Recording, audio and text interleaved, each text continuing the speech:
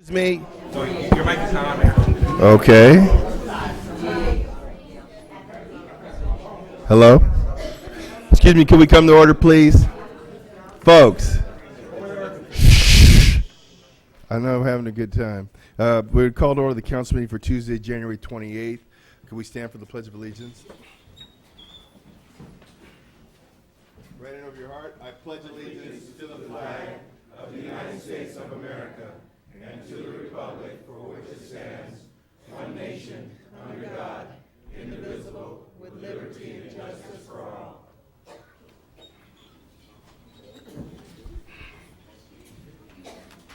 Madam Clerk, could you call the roll? A quorum is present. It says here we have accommodation acknowledging future supporters for the District 1 First Annual Toy Drive. Yes, Councilman Dotson. First of all, I want to acknowledge and thank Moby's Restaurant. Sizzle. I don't think your mic's on. It's not on? Thank you. I want to acknowledge and thank Moby's Restaurant, Sizzlers, and Mr. Willie Agee for their contributions. I want to commend Mike Harriel of the Southern California Oil and Gas Company for being our major sponsor of the first annual District 1 Christmas Toy Drive. And I have an accommodation for Mike. Is he here?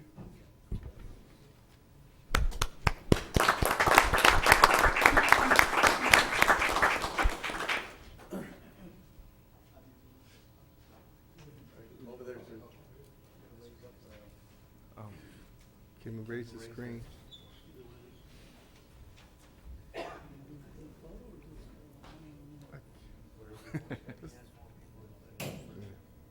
No, he only has one. So then let's go over here, you guys. Bless you.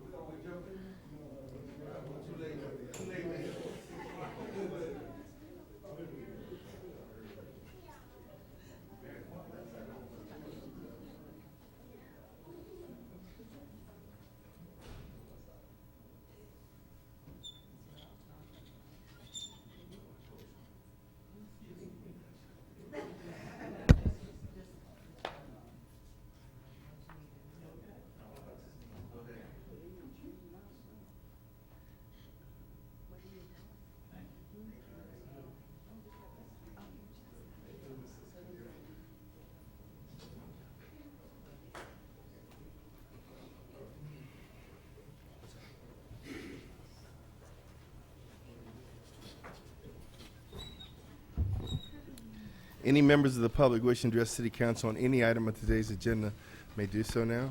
Mayor, Yes. am I on? I'd like to request that we continue item PH1 and PH2 to March 11th.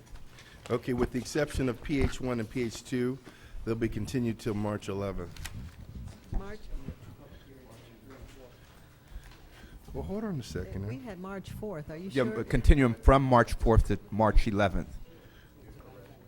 Oh, okay, all right, Right. that's fine. But I could have done that when they came up. No problem. Okay, please come forward, sir.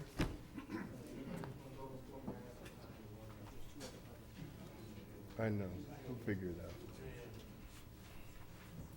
Good evening, Council, Mayor.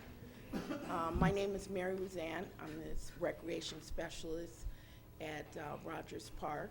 And I came to say thank you for saving our jobs. I brought a couple of my parents with us. Our preschool teachers are here. Maria, come on up. We just want to say thank you so much. Our program has been in effect for 53 years. We are really passionate about giving the children a good education, a good start to kindergarten. Oh, I'm losing my voice, sorry. And we want to make sure that we keep that tradition going in our city. Education is very, very important to the success of our community, and it's really important to these little people. So thank you so much. Thank you, Mary, and thank all of you. Thank you.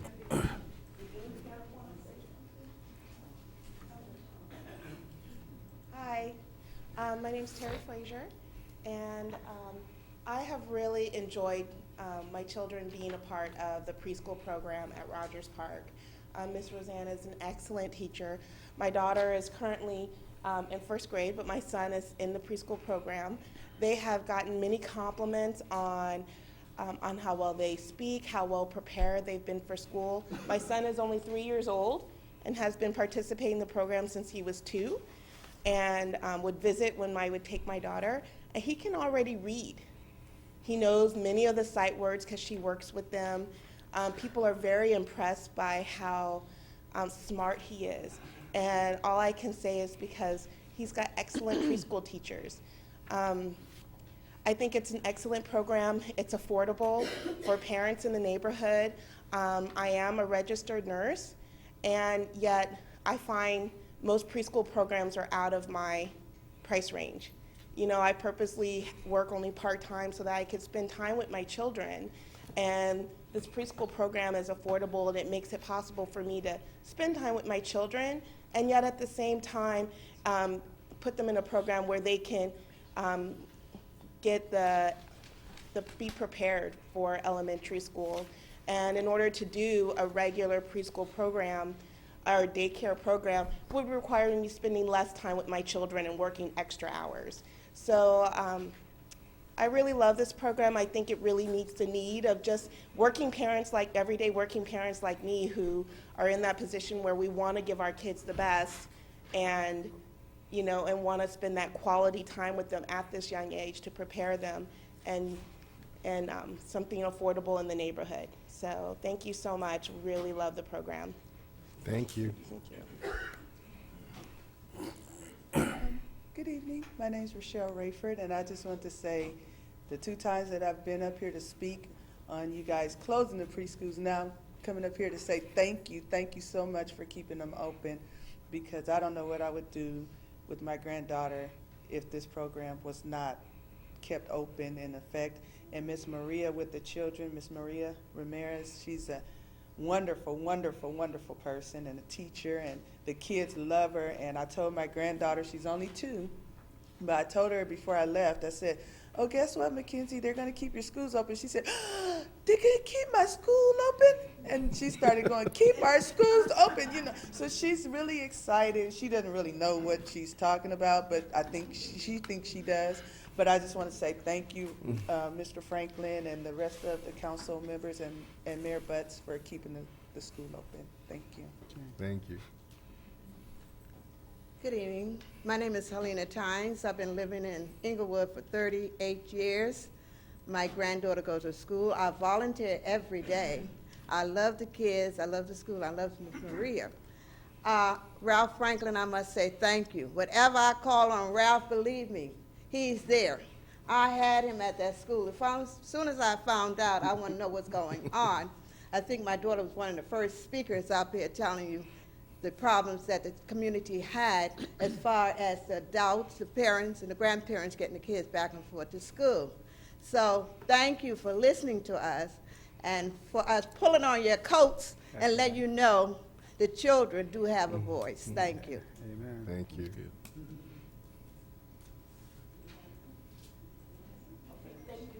Thank you. Thank you, guys. Thank you, Mary, for all you do.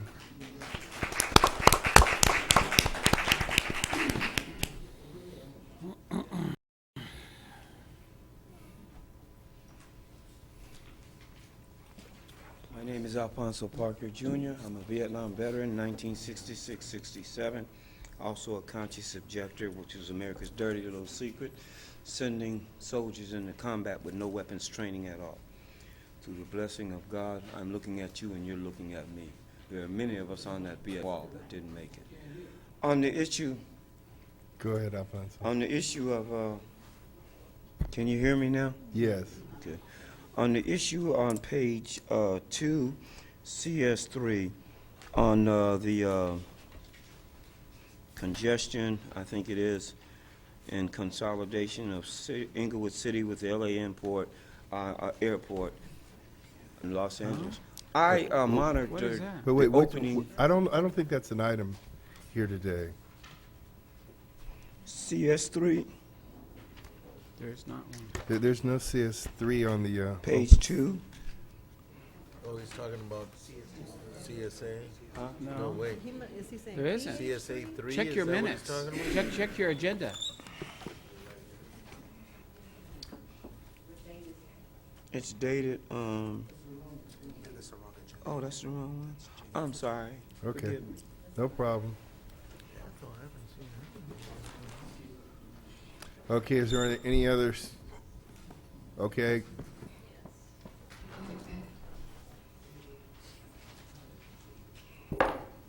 Good evening. Leroy Fisher, the First District.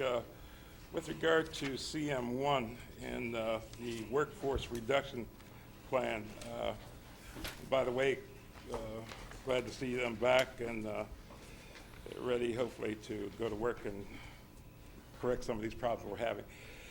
But with regard to the workforce reduction plan, I think 50-odd people thereabouts lost their job or that might not be totally right, but we lost a lot of people. And I have concerns as a resident here because, it takes so much to get anything done here.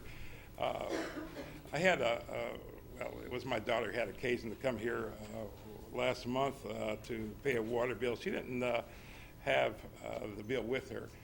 And so, she got very upset because, she had to wait in line first off to be told that since you don't have the bill, you got to go over here 10 feet away and get these people to get the bill for you so that you can pay the bill. In most cities, and we don't have those problems because people work together or they've been trained to work so that they can simply go on the computer and find out, what the bill is and pay it. I have talked to them before about doing things that would be helpful to the city, and you never really get any response or indications from them that might be helpful. Some years ago, I suggested to them with regard to painting the curves and stuff in the street. The city of Los Angeles has a little truck that goes around and paints the curves with one individual in it. We have people even today running around, especially recently in the First District, and painting those curves, and they still don't get painted properly, and it takes them forever to get anything done. It seems to me that them ought to begin to train people to do jobs. Everybody should be able to do those same jobs. You shouldn't have to, get in line and then have to jump over here and, find out that you have to go back over there it's wrong, and as I said to them before, I think it's wrong for them to get all this money and then we lose the people that we need to have here working for us, and then they are not even trained to do what they got to do for us. So thank you, and I will talk to you. Mr. Mayor, Council, my name is Joseph Texera, District 1. I object to the minutes being approved because the city clerk has tried to hide James Butt's violations of the law and civil rights. It's disgraceful that someone who claims she believes in God, in the month that we honor Martin Luther King, repeatedly tries to hide civil rights violations from the public. In several of the minutes to be voted on tonight, the city clerk omitted public comments about the letter that was sent to this council from the Los Angeles County District Attorney's Office stating that James Butts has been found by the DA to have violated civil rights. That's not just me saying it, that's the District Attorney's Office. And keep in mind, the DA's only investigated Butts' recent crimes, but many know that Butts has a documented history of violating civil rights in Santa Monica and in Inglewood, where Yvonne Horton has repeatedly helped him hide his misconduct from the public by omitting important information from the official minutes. Next, I want to object to the payment to Inglewood today because it's unethical for this city council and this city clerk to give hundreds of thousands of dollars to a paper and its publisher who you know hide the fact that James Butts violates the law and civil rights and that the rest of you allow him to do so. For instance, about a month ago, I personally handed Willie Brown a copy of the letter from the district attorney's office. Then I got up to this podium and read parts of it where it clearly said that James Butts was found to have violated civil rights and the law. Everyone knows that the district attorney saying that James Butts violated the law and civil rights is an important story. It's a story that the voters need to hear about, but even though Willie Brown had the evidence in his hand for weeks, no one in Inglewood today reported it because Willie Brown is paid by this council and the city clerk to fill his paper with nothing but praise for city officials, to hide your incompetence and misconduct, and to unethically attack people who criticize you like me. For instance, Willie Brown tried to help Alex Padilla win the last election by writing a libelous story about me in his paper. I gave him a chance to correct his story, but he ignored me, so I sued him.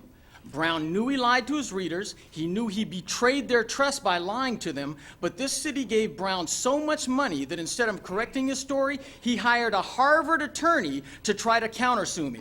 But last Thursday in the Los Angeles Superior Court, Willie Brown, James Butts' personal political consultant, lost his suit against me specifically because the judge said that I will probably win my libel suit against Willie Brown. Inglewood's tax dollars should not be used to finance crooks like Willie Brown who protect crooks like James Butts.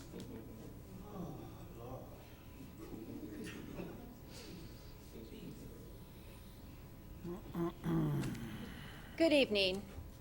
My name is Diane Sombrano, and there are so many items on this agenda that it's really kind of interesting that I have to narrow it down in only 3 minutes to cover 50 people losing their jobs, a lot of other people going away under the cloud of losing their retirement benefits, all kinds of really uncool things when I'm looking at 5 people who make more than most sitting elected in the entire South Bay and almost California as well.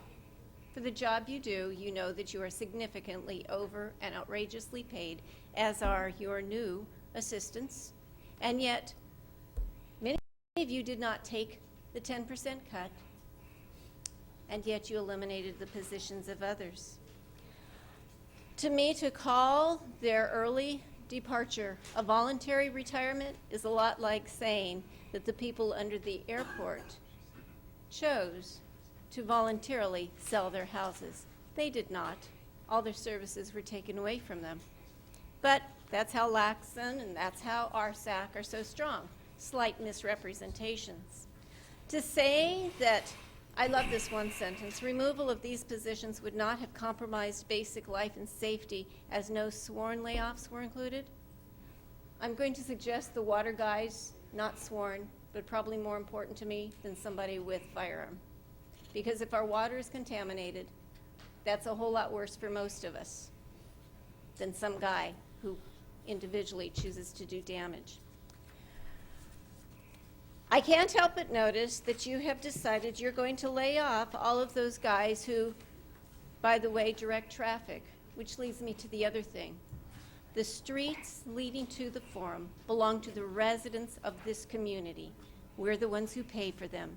To put up signs to suggest that we use alternate routes is an insult to every member of this community.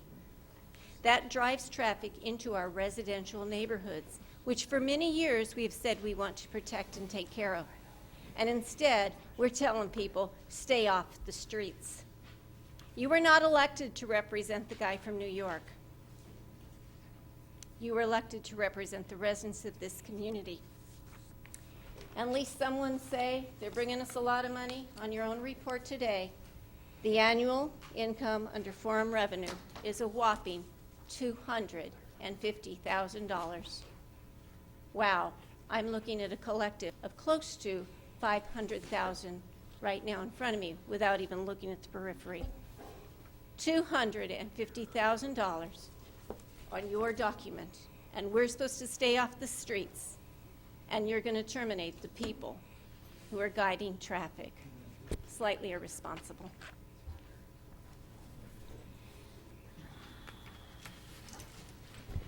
Good evening, Mayor, City Council, citizens.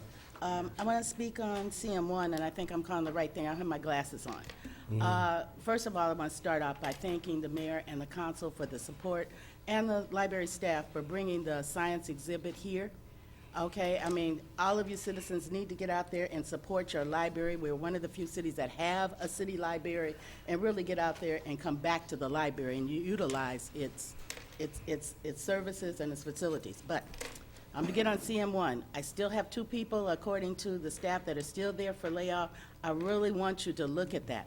If we're opening now an extra day, which we're proud of, on Friday, so we need staff to be able to do that and to bring in more programs that we need to have for this city, because this city is moving.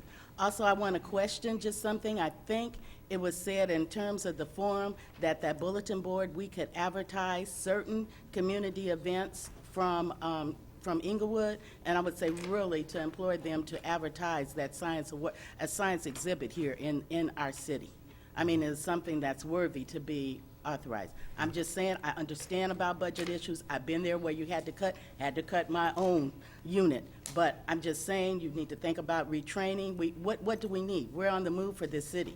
We don't want to turn around and let people go that could be instrumental and worthwhile in us moving forward, and then you're going to hire somebody else another year. We can't do that.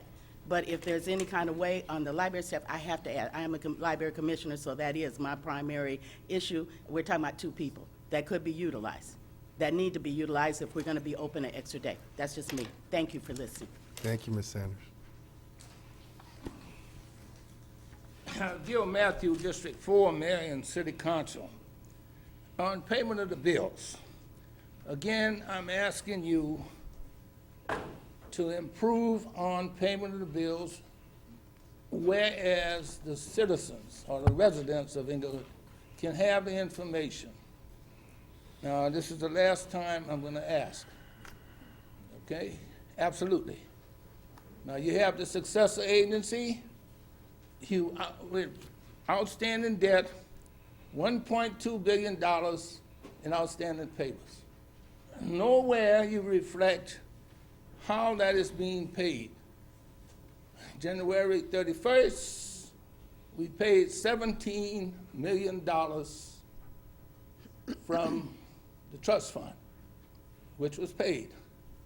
So the balance is almost $300 million. The other debt on the ROPS is $750 million. You see, you're not disclosing things to the residents. And we're sick and tired of it. And we're tired of being sick and tired. And you talk about leadership. That's not leadership. And here again, you have CM1. What are you thinking?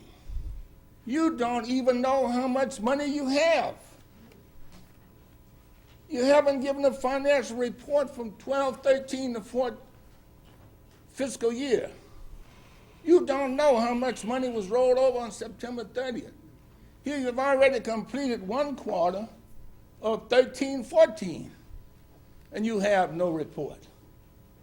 What is wrong with you? You don't understand finances? You have AB 26, AB 1384. You don't even understand what it is. And yet you're voting. And Mr. Fields, you are the city manager. You're looking at people that set policy. But you are trained where you have to make a decision. We're going backwards. You're going to lay off people, and you don't even know how much money you have coming in. You have money coming in for the forum. You have property transfer tax you won't even put on the agenda. You got thousands of properties being sold through the redevelopment agency. And what do? We're going to lay off the people. We don't have no money. Where I live, you got a street paved halfway in Mr. Franklin. You stated at the meeting, oh, well, we don't have any more money to finish the street. What is going on here? Say that. Thank you, Mr. Matthews. Wake up. Thank you. Residents, wake up. Thank you, please. Mr. Matthews.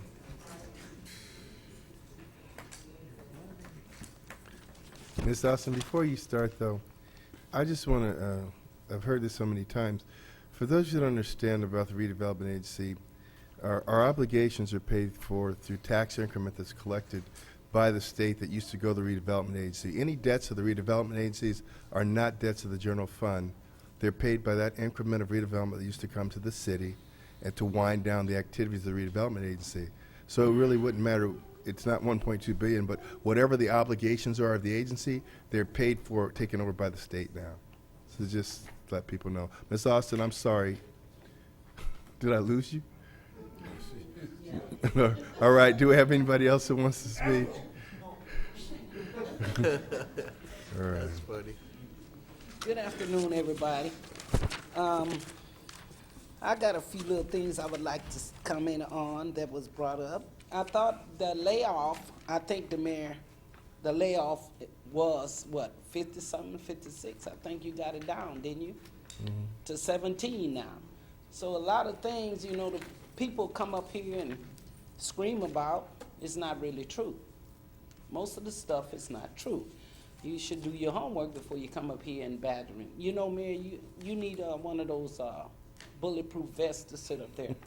Because it's not, I was the main one on you. I mean, I dogged you.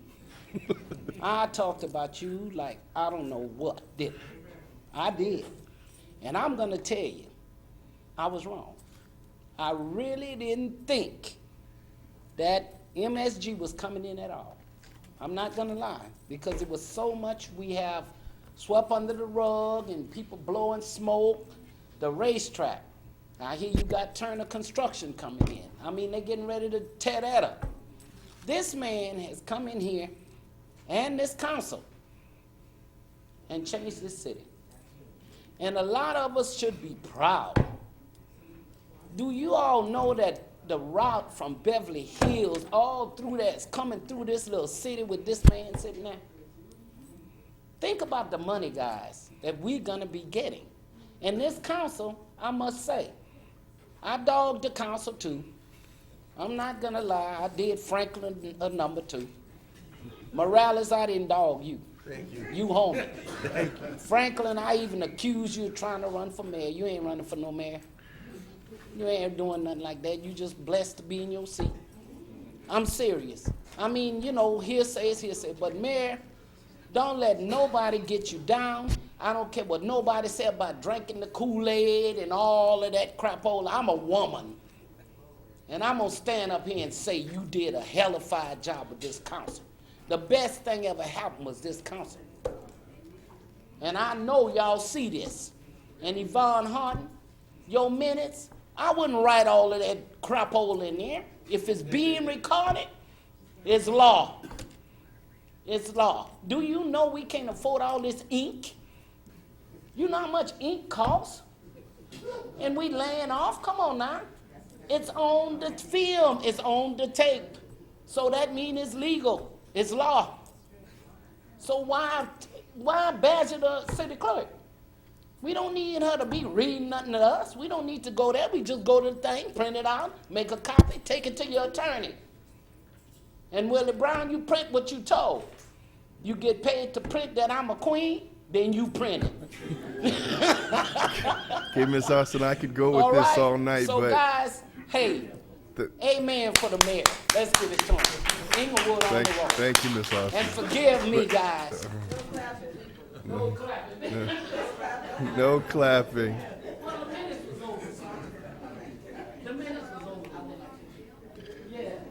Is there any other public comment? Okay, we'll close public comment. Item 1, CSA 1 and H1. Move allow payments. Mayor, can you call into order the agencies? Oh, I need to call up to order the successor agency and the housing authority. Item 1, CSA 1 and H1. So moved. Second. Madam Clerk. Council and agency members, Dodson, Aye. Padilla, Aye.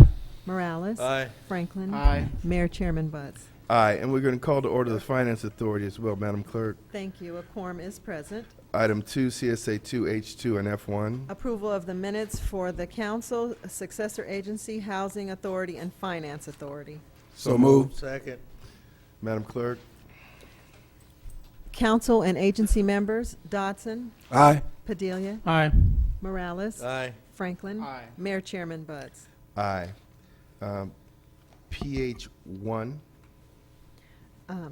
PH1 is a public hearing to consider amendments to Chapter 12 of the Inglewood Municipal Code to include provisions to allow billboards on islands, triangular and irregularly shaped corner residentially zoned properties. Okay, we're going to continue the public hearing to March 11th, 2014 at 7 p.m. in our commitment to do public hearings at night. PH2. Is a public hearing to consider an ordinance to amend Chapter 12 of the Inglewood Municipal Code to modify regulations related to the super graphics display. Continue that public hearing to March 11th, 2014, also at 7 p.m. PH3. The next scheduled matter is a public hearing to consider zoning code amendments 2013-05 to modify miscellaneous regulations, including assembly use in the C1 zone, home occupation regulations, and eliminate a reference to the redevelopment agencies. Oh, Madam Clerk, you already read that. Has notice of this hearing been given in the time, form, and manners required by law, and do you have the affidavit on file? Notice has been given and affidavit is on file. Is the complete file of the Planning Commission present? Yes, the file is present. Have any communications been received? No communications have been received. Mr. City Manager, is a staff report on the matter? Yes, Ms. Linda Tatum will give the staff report, who is the acting Economic and Community Development Director. Ms. Tatum, welcome. Thank you, Mayor. Good evening, and good evening to the members of the City Council. This public hearing is for the City Council to consider zoning code amendment number 2013-05. This amendment is to modify miscellaneous zoning regulations in the city's municipal code.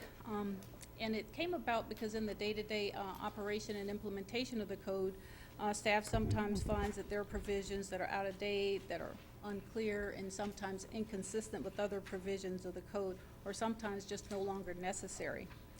And in the recent months, both the Planning Commission and City Administration have identified a couple of code issues that we'd like to address here. And these three include assembly uses in the C1 zone, home occupation permit regulations, as well as obsolete references to the now defunct redevelopment agency. So I'd like to start with the first one, which is an amendment to the C1 zoning regulations. And the C1 is that area there in the pink in the middle, and it's essentially the city's downtown.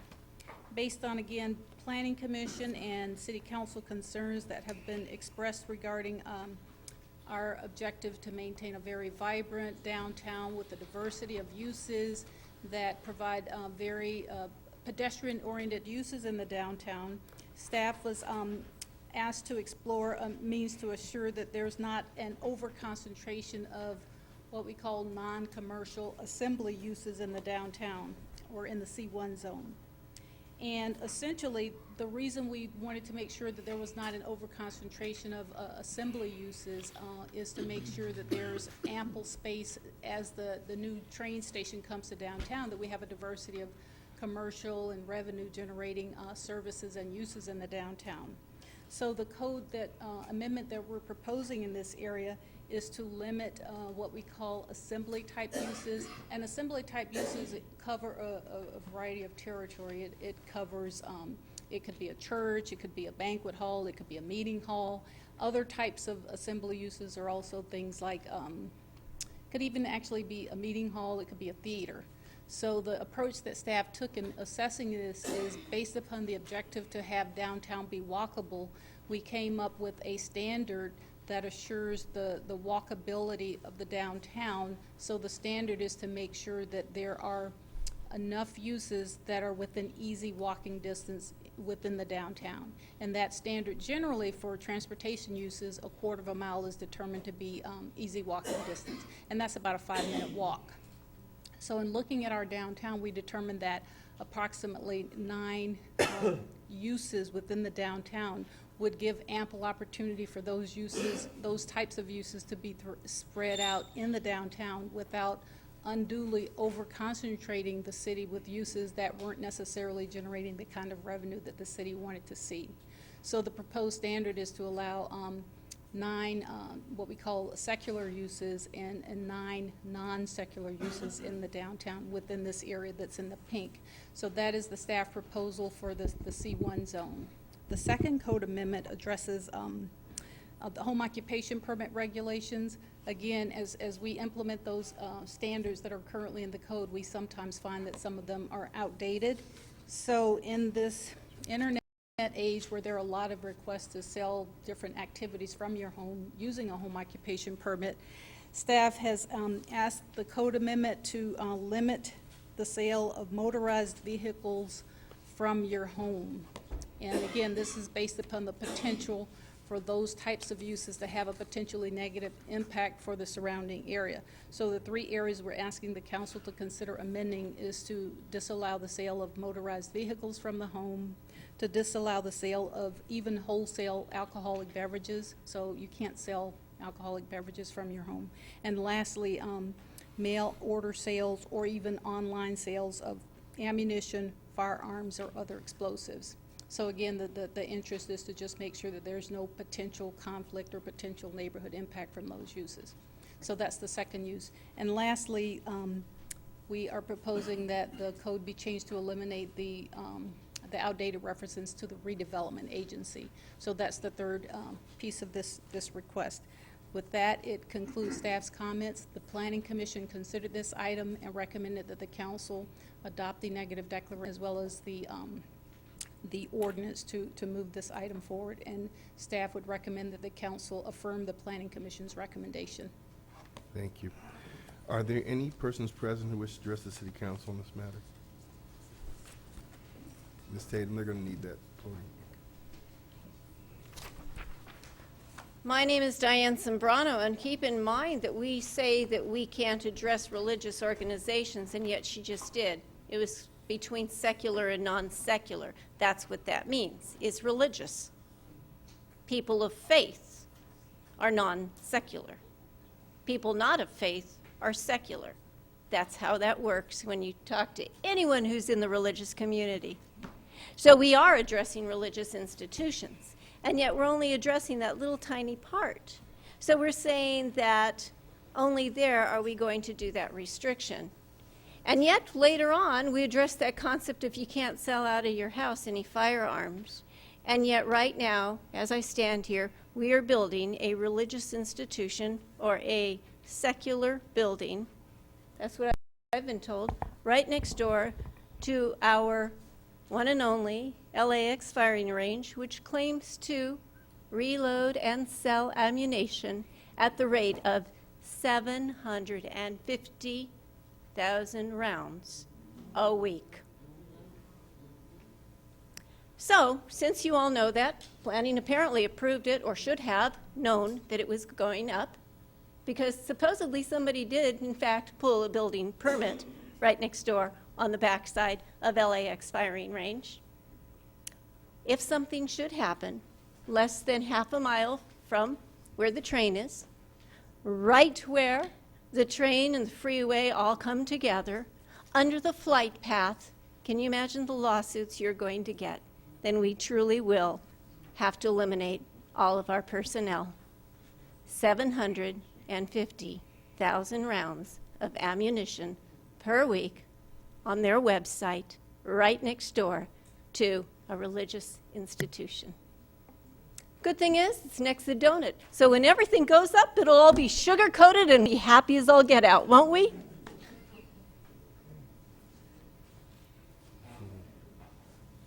Not even the area. Good evening, Mayor, Council. I'm Stuart Bailey. I live in the 3rd District. And my question about this is, will this plan for the downtown area eliminate the current blight we have downtown? And it is blighted because we sell a lot of school uniforms, electronics, basically stuff that's really not attractive to the people of the city.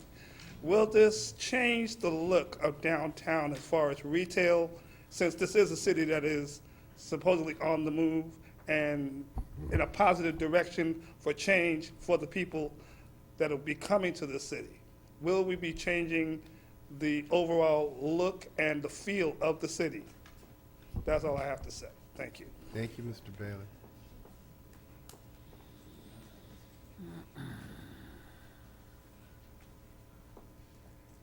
You know, as I was listening to your lady, I was wondering with regard to people who might have a for sale sign with a car or whatever on their property.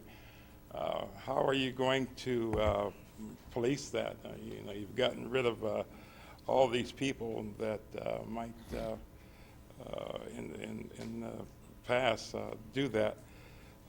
And I was just wondering if that's going to be part of that too, that somebody who might want to sell a vehicle or whatever might have a sign on their vehicle for sale. Can you not do that anymore? I was wondering.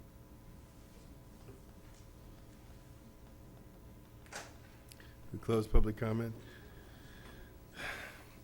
Is there any council comment? Yes, Mayor. Councilman Franklin. Yes, I first of all want to thank the staff for taking all the necessary steps for us getting prepared for downtown Inglewood and not the area that was earlier spoken about concerning another area. And I think we've had this discussion before. Just because people pull permits doesn't necessarily mean that we're going to honor the permits, particularly if it's not in an area that would not be congenial or in concert with what the area plan is designed for. But I again want to stress the recommendation that the Planning Commission and the staff on the prohibition of sale of vehicles, particularly wholesale or sale. I will speak specifically in my district. I have an area specifically where it's just become a saturation where people will do their auto repairs and then display them on the public right-of-ways. And we want to discourage home sales that all of a sudden parking spaces in front of your house or apartment now all of a sudden becomes a lot for vehicles to be on sale, and that's to help prohibit that. Clearly, there's more than enough distribution of alcoholic beverages that we do not need to have them online. And then finally, the issue involving mail order issues, which I've raised before, is that the concern is if you're having the sale of things we don't want to be brought into the community, such as ammunition, firearms, and other explosives, that this would be a vehicle if we didn't have this prohibition. And so I welcome for the recommendation presented by the staff that we honor the recommendation and move forward. Thank you so much. Is that a motion? I so move. Second. Madam Clerk? I guess that would be the motion to We wait further adopt, reading. we adopt the negative Your declaration. declaration. Okay, yeah. Council members, Dotson, Aye. Padilla, Aye. Morales, Aye. Franklin, Aye. Mayor Butts. Aye. Motion to waive further reading. Second. Council members, Dotson, Aye. Padilla, Aye. Morales, Aye. Franklin, Aye. Mayor Butts. Aye. And I'll And who- introduce PH4. Oh, excuse me. Madam Clerk, what's the next scheduled matter? The next scheduled matter is a public hearing to consider general plan element 2013-01, the draft 2013-2021 Inglewood housing element. Has the notice of this hearing been given in the time, form, and manners required by law, and do you have the affidavit on file? Notice has been given and affidavit is on file. Is the complete file of the Planning Commission present? The file is present. And have any communications been received? No communications have been received. Mr. City Managers or staff report? Yes, Ms. Linda Tatum, acting Community Economic and Community Development Director will give the staff report. Thank you. Welcome Good again, Ms. evening. Tatum. Again, Mayor, members of the City Council.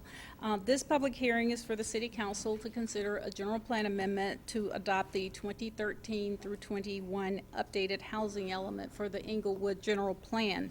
As you know, the housing element is one of the 7 mandated elements for the City of Inglewood's general plan. And it's unique in the sense that it has some requirements that other elements of the city's general plan do not have. One of those is that it requires that the state review it and certify it, and it also has a very specific time frame for it being updated, unlike the others, which should be updated periodically and as necessary. But in getting to the place where the housing element is adopted and certified, there are some very specific requirements by state law that the city must do in order to get it eligible for certification. And I'm really pleased to say that our city's draft general plan has met these requirements. And I'll briefly just walk through those. They are in 2 areas. One is in content, and the other is in the process by which the city goes about getting it adopted. In terms of content, the essential intent of state law regarding housing element is essentially for the city to make a long-term commitment that it will attempt to address the housing need in the community for the current need as well as what we consider to be the projected need over this 8-year planning term. And it also includes the city's commitment to address what they call its regional fair share need, and that's the regional housing needs allocation that's given to the city by SCAG. And so in order to do this, the housing element contains 3 things essentially. An assessment of those needs. We have to look at what the needs are, the different categories of the needs, and to identify potential city resources that can be brought to bear to address those needs.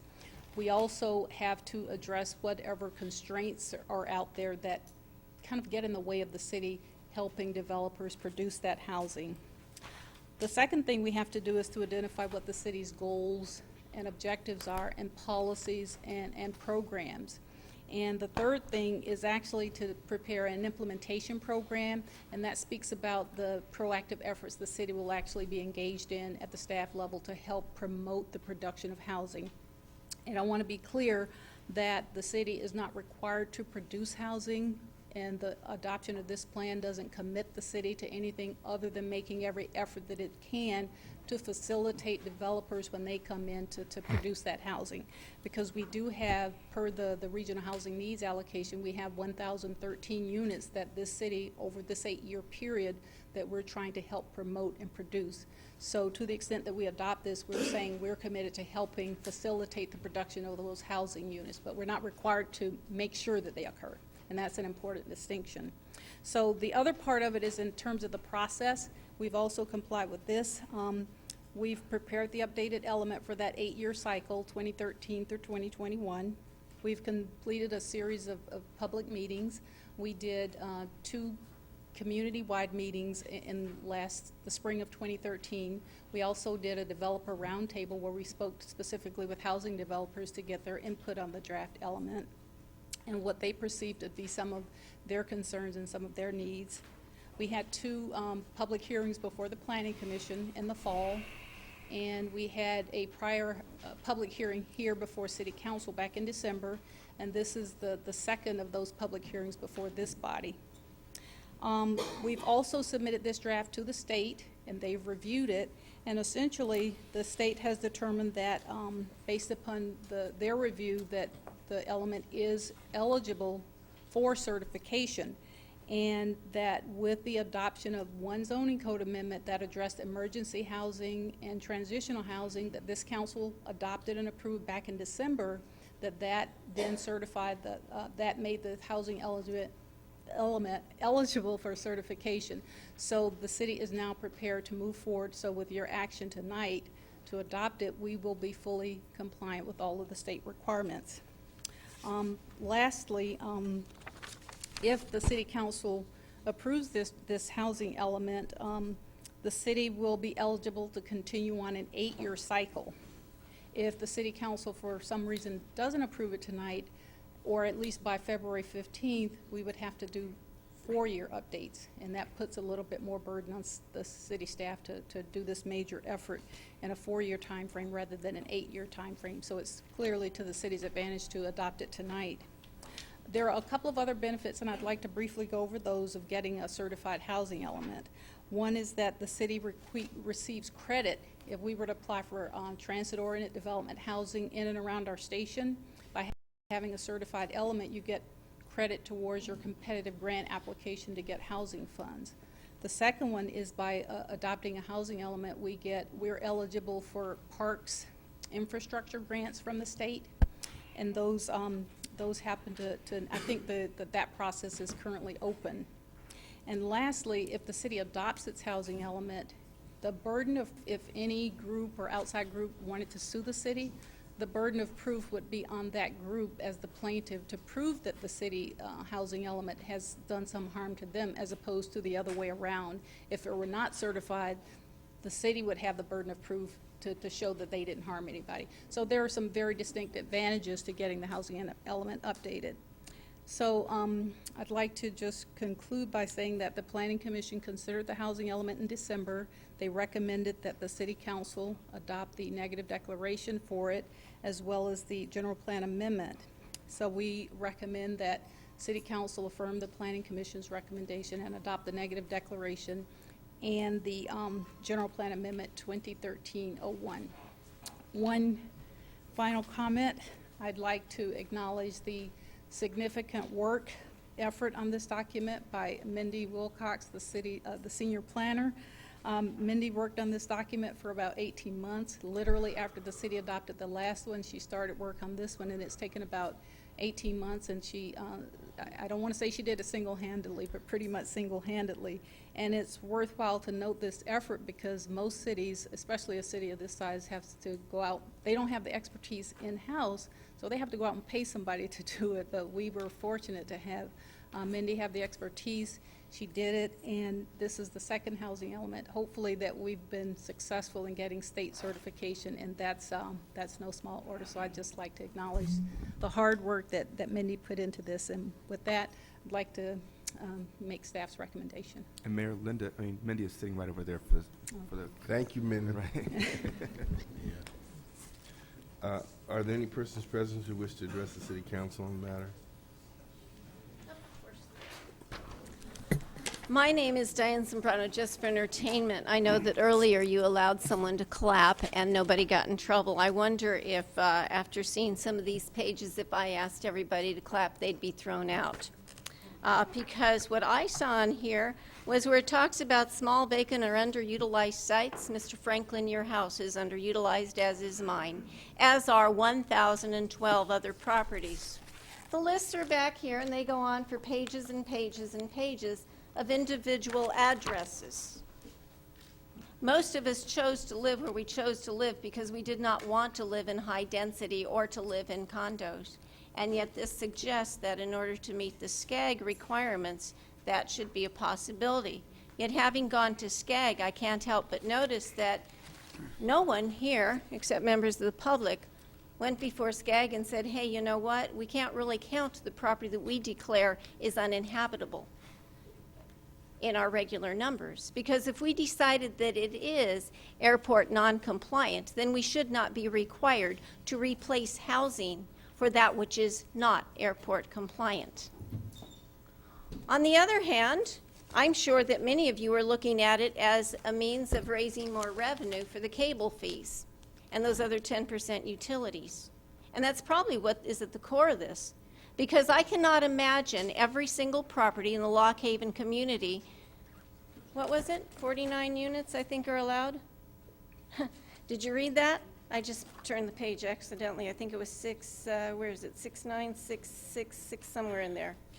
In the chapter 6 of this. Really? Really? That many units? Now we say that we only allow 20. I think that's even more than we're going to allow Hollywood Park to do. It's essentially turning that entire area into Playa Vista. What happened to that nice little community where single family home ownership was an ideal? Most of you claim to live in single-family home areas. And yet you're saying the people who own other single-family home units can look to have high density next door because someone downtown Los Angeles who can live as far as Moreno Valley said they ought to have more housing. By the way, Rolling Hills doesn't have the expectation, nor does Torrance, nor do any of their South Bay cities within the COG. That was Council of Governors, sorry. Mr. Mayor, City Council, and staff, Michael Benbow, First District. First of all, without hearing some of these reports and requests for approval of this housing element, I am behind it 100%. We need to get on work with our housing problem here in the city. We just are not on board. And one of the things that was on my agenda to talk about and address today was the fact about our senior housing. And we're desperately in need for more senior housing. And whatever report that's coming from SCAG and the people, the consultants that we might hire, it's already known. So we need to start on that right now. We need to get a head start and start inviting developers to come in and see what they see and probably prospects for us doing more senior housing. Because if you look right now, we just don't have it. There's no space anywhere for senior housing in this city, and I know we have a senior housing element that we have to fulfill. So with that, and some more things I have to talk about a little later on, I think it's very important that we adopt our housing element and that we go forth on it and do it justice. We're developing our city such that we can have a number of new developments come to this city, and we're going to have a number of people that are looking for housing, who's going to take the place of some seniors who might have to give up their housing in the next 4 or 5 years and move to a senior unit. So we have to keep in mind what's going on in this city, how we're preparing to take on these new people that are coming to our city, as well as how we're going to satisfy them when they get here. So I'm not eliminating the need for development. I know one of the complaints I've heard already about the overflow of people at the forum, and it's going to continue happening, and I hope it does, is that we need more restaurants. We need more food and things for these people to do when they get here. So Hollywood Park tomorrow could get here sooner. So let's keep that in mind, and let's work toward that now. I think we've been fighting things for the last 4 or 5 years, and we've gotten some things settled, and we're sitting in the back, and we've got our hands on our pistols. We need to draw on developing restaurants and people and ways for people to spend that money once they come to this city, because they will be coming.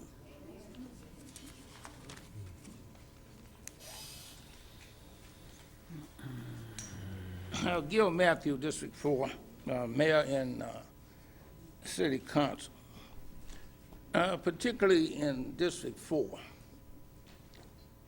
you have very large lots with single homes in District 4, particularly west of Crenshaw, between Crenshaw and Perry, and then 108 to Imperial. And if you look on this plan, the question that arises is, what is our objective as far as controlling density? Because you have many little lots with one single home on it, and they're listed as being undeveloped or not developed up to the max. So the question is, are we going to control density? Or the fact is that if you have the land, you should maximize use of the land. But you have to have a plan. And that's the question. Also, Mr. Franklin, there's property over there that's zoned industrial.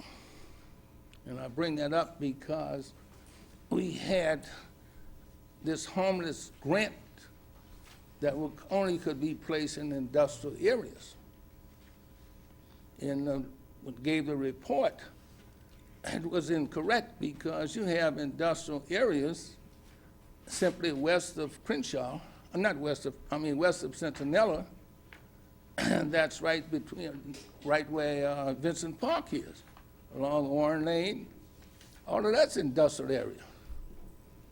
And the reason why I'm bringing that up, because you're making decisions, and if it's binding, and you put it in terms of ordinances and land planning, then if developers come in and buy a property because they're aware of what's happening as far as land, and they buy it up and sit on it, and then when the time comes for the density improvement, you can't do a thing because it's zoned. So this is one of the things that you have to determine whether we want to increase density or we want to keep it as is, where we can control the density of it with single-family residents. That's the question, but you have to have a master plan. Thank you.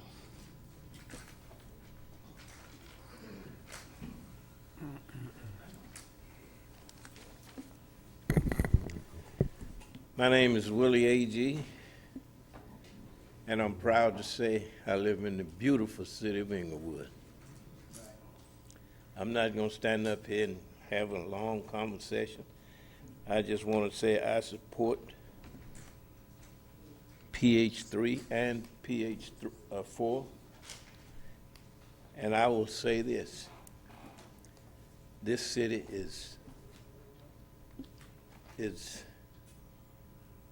should be lucky and happy to have people like Miss Linda Tatum. When she finished explaining it to me, I can understand it. This council, you should be proud of them. And there's some more, it's all the staff. That's what you got to have to build a city. And you are building a city. Starting with the mayor. Without you, nothing would be happening. And that's a fact. I don't care what nobody say. Without you, this city would be probably bankrupt today. Thank you. Keep up the good work. Thank you. We'll close public comment. Ms. Tatum, real quickly, don't we meet our share of the regional housing needs assessment as it relates to density? We are compliant with the state law, which says that for an urban environment like Inglewood, your housing has to have a minimum density of 30 units per acre, and the city is compliant. And because of Hollywood Park, essentially, we will meet our regional housing needs allocation. Now, a comment was made that Mr. Franklin's home was underutilized. There's nothing in our compliance with developing a housing element that will force us to tear down Mr. Franklin's house and build condominiums, is there? That's correct. There is no change to the general plan land use designation. There's no change to the zoning. Everything that this is speaking to is based upon current zoning, and it's totally at the property owner's discretion if they want to do something to their house. The city won't take any action. I move we knock it down. Okay. And so I want to make this real clear because sometimes people get confused. We draft this document so that we maintain our eligibility for housing funds and grants. Is that right? And there's nothing in this document, again, that's going to make us tear down Mr. Franklin's home. Or anybody else's. Or anybody else. Or anybody else. Is that correct? Yeah. That's correct. All right. I just wanted to make that clear because some people were confused about it. Thank you. I move adoption of the negative declaration. Second. Comment. Oh, Mr. Franklin. Yeah, my home's on jeopardy. Let me first of all acknowledge that I thank the resident identifying that I do occupy my home in my councilmatic district. That is very clear on this record. I'll make sure that is known. Second of all, I want to identify that this body has a legal responsibility and obligation to make sure that housing is available for all income categories. And so it's critical that land density is being assessed, the population that we anticipate a growth, that we handle the income level of those that are coming, those that are staying, and maintaining the quality.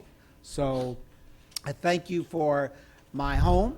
We were considering of expanding, but now I don't know if I can handle it.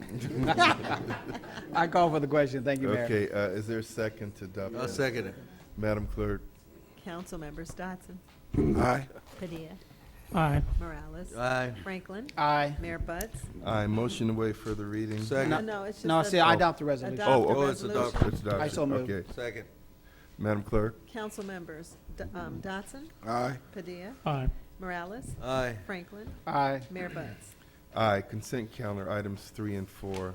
So move. Second. Madam Clerk? Council members Dotson. Aye. Padilla. Aye. Morales. Aye. Franklin. Aye. Mayor Buds. Aye. SPH 1. Staff report requesting that a public hearing be set to consider zoning code amendments 2013-04 to establish density bonus provisions. We'll set the public hearing for February 11th, 2014, and I believe that'll be at 7 p.m. That's a good question. That's 3 on that. That's a night meeting, yes. Okay. All right. February 11th? Yes. February 11th, 7 p.m. 7 p.m. DR 1.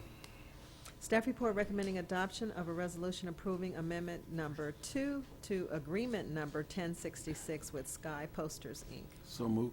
Second. Councilman Morales, second. Madam Clerk? Council members Dodson. Aye. Padilla. Aye. Morales. Aye. Franklin. Aye. Mayor Buds. Aye. DR 2. Staff report recommending adoption of a resolution approving amendment number 2 to agreement number 1068 with Pearl Media LLC. Move for moved. adoption. Second. Madam Clerk? Council members Dodson. Aye. Padilla. Aye. Morales. Aye. Franklin. Aye. Mayor Buds. Aye. Did we, yeah, we did do DR 1. You voted on it. CM1. Staff report recommending approval of the fiscal year 2013-14 workforce reduction plan. Staff report.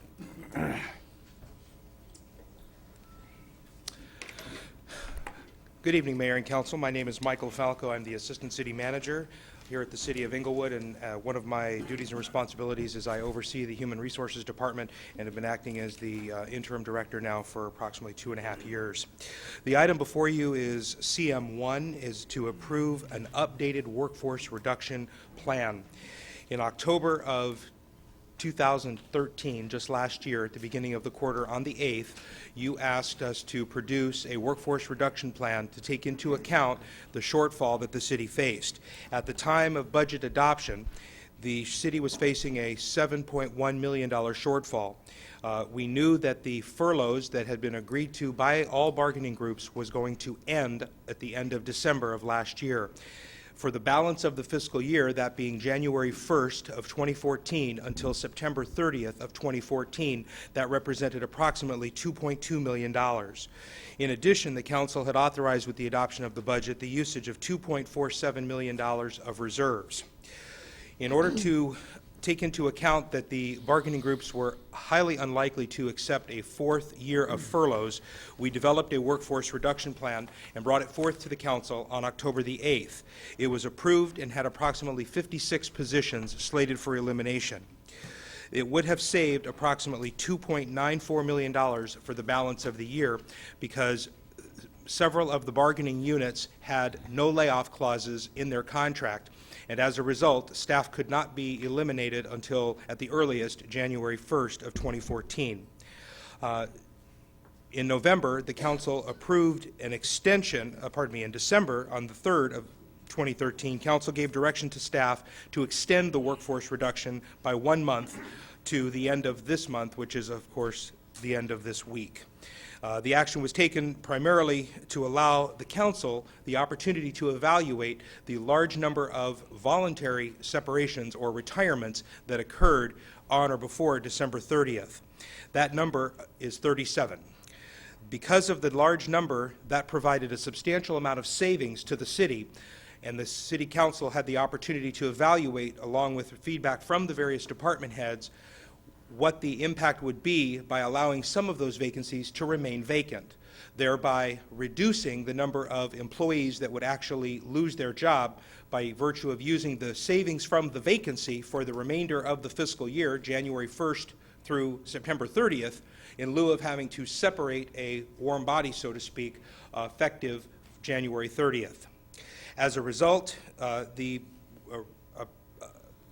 updated or recommended workforce reduction plan takes that into account. And I'd like to clear up a couple of points that were made by members of the public. The number of retirements totaled 37, but 6 of them were non-general fund. Those positions do not affect the general fund. As a result, they were not utilized for any type of cost savings toward the general fund deficit.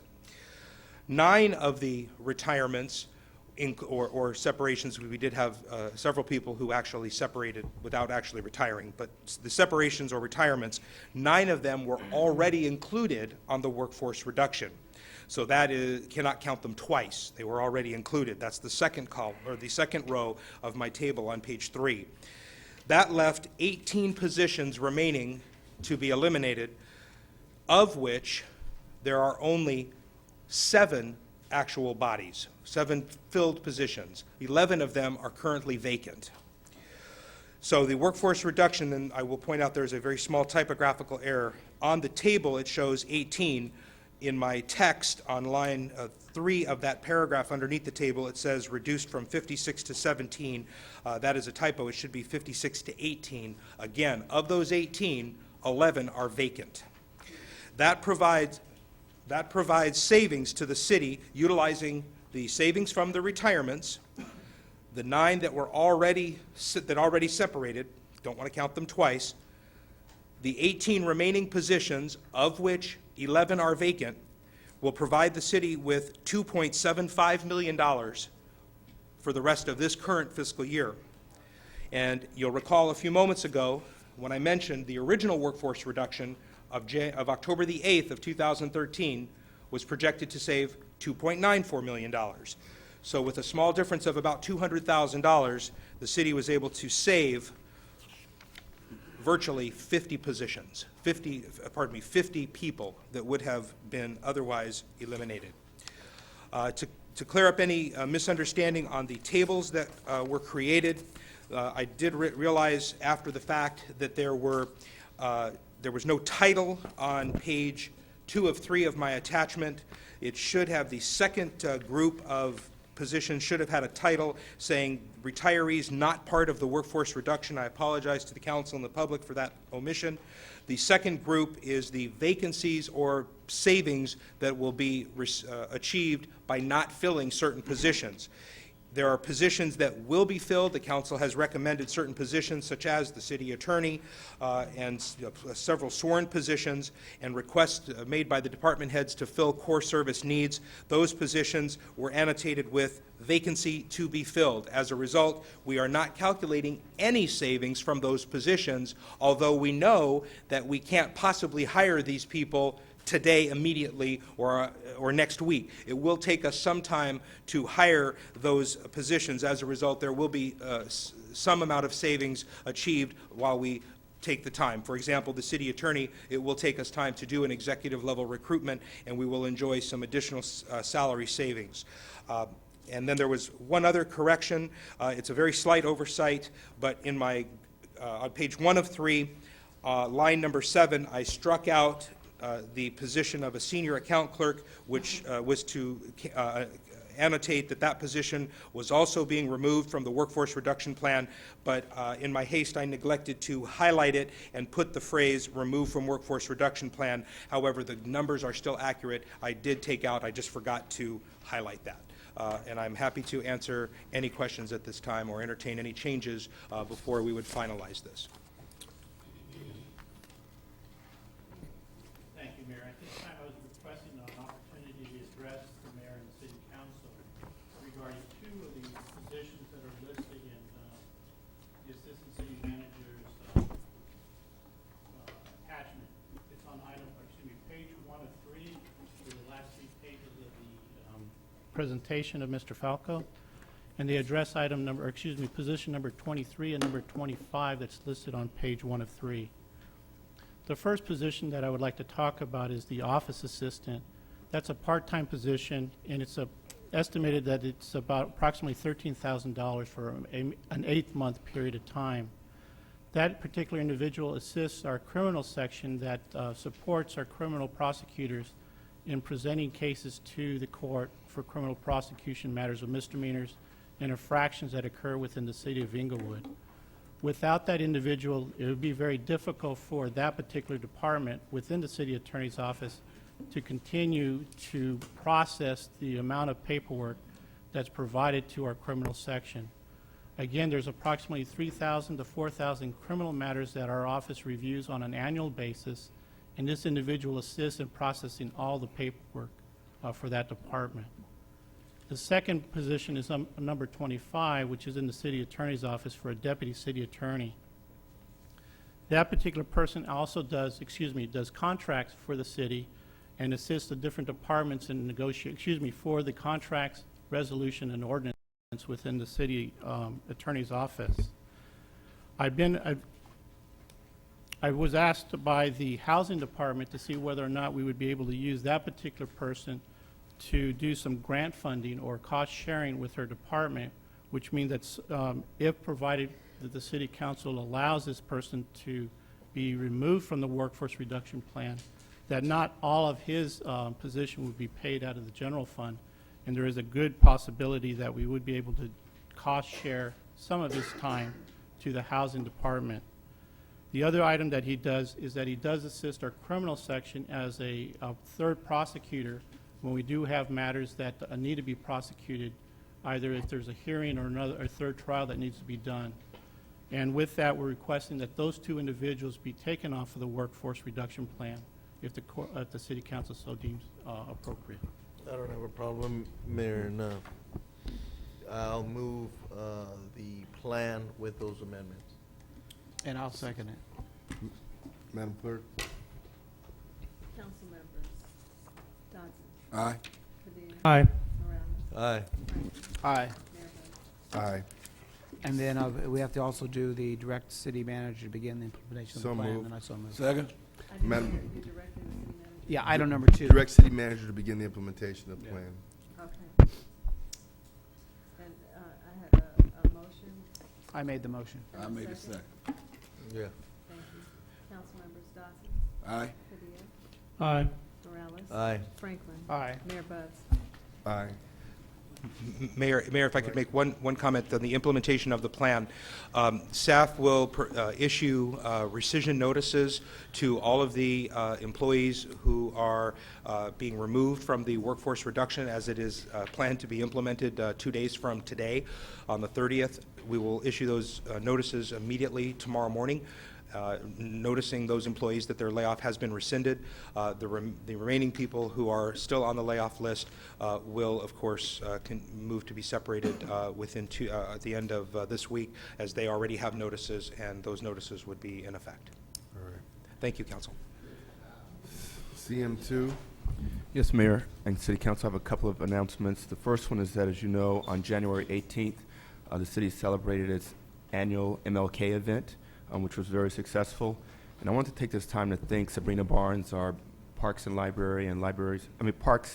and Library Director, for her efforts, and also the MLK Committee for their efforts. As a result of their hard work, I'm happy to say that the total cost of that program will be covered by sponsorships that we got this year. So it's a great accomplishment from her department. And then second of all, I wanted to take this opportunity to remind the community that we do have an iTrolley system that starts at the senior center and ends at the senior center. The hours that it operates is from 10 a.m. until 5 p.m. It's a free service. Anybody can use it. Seniors, students, if you're there, we'll pick you up.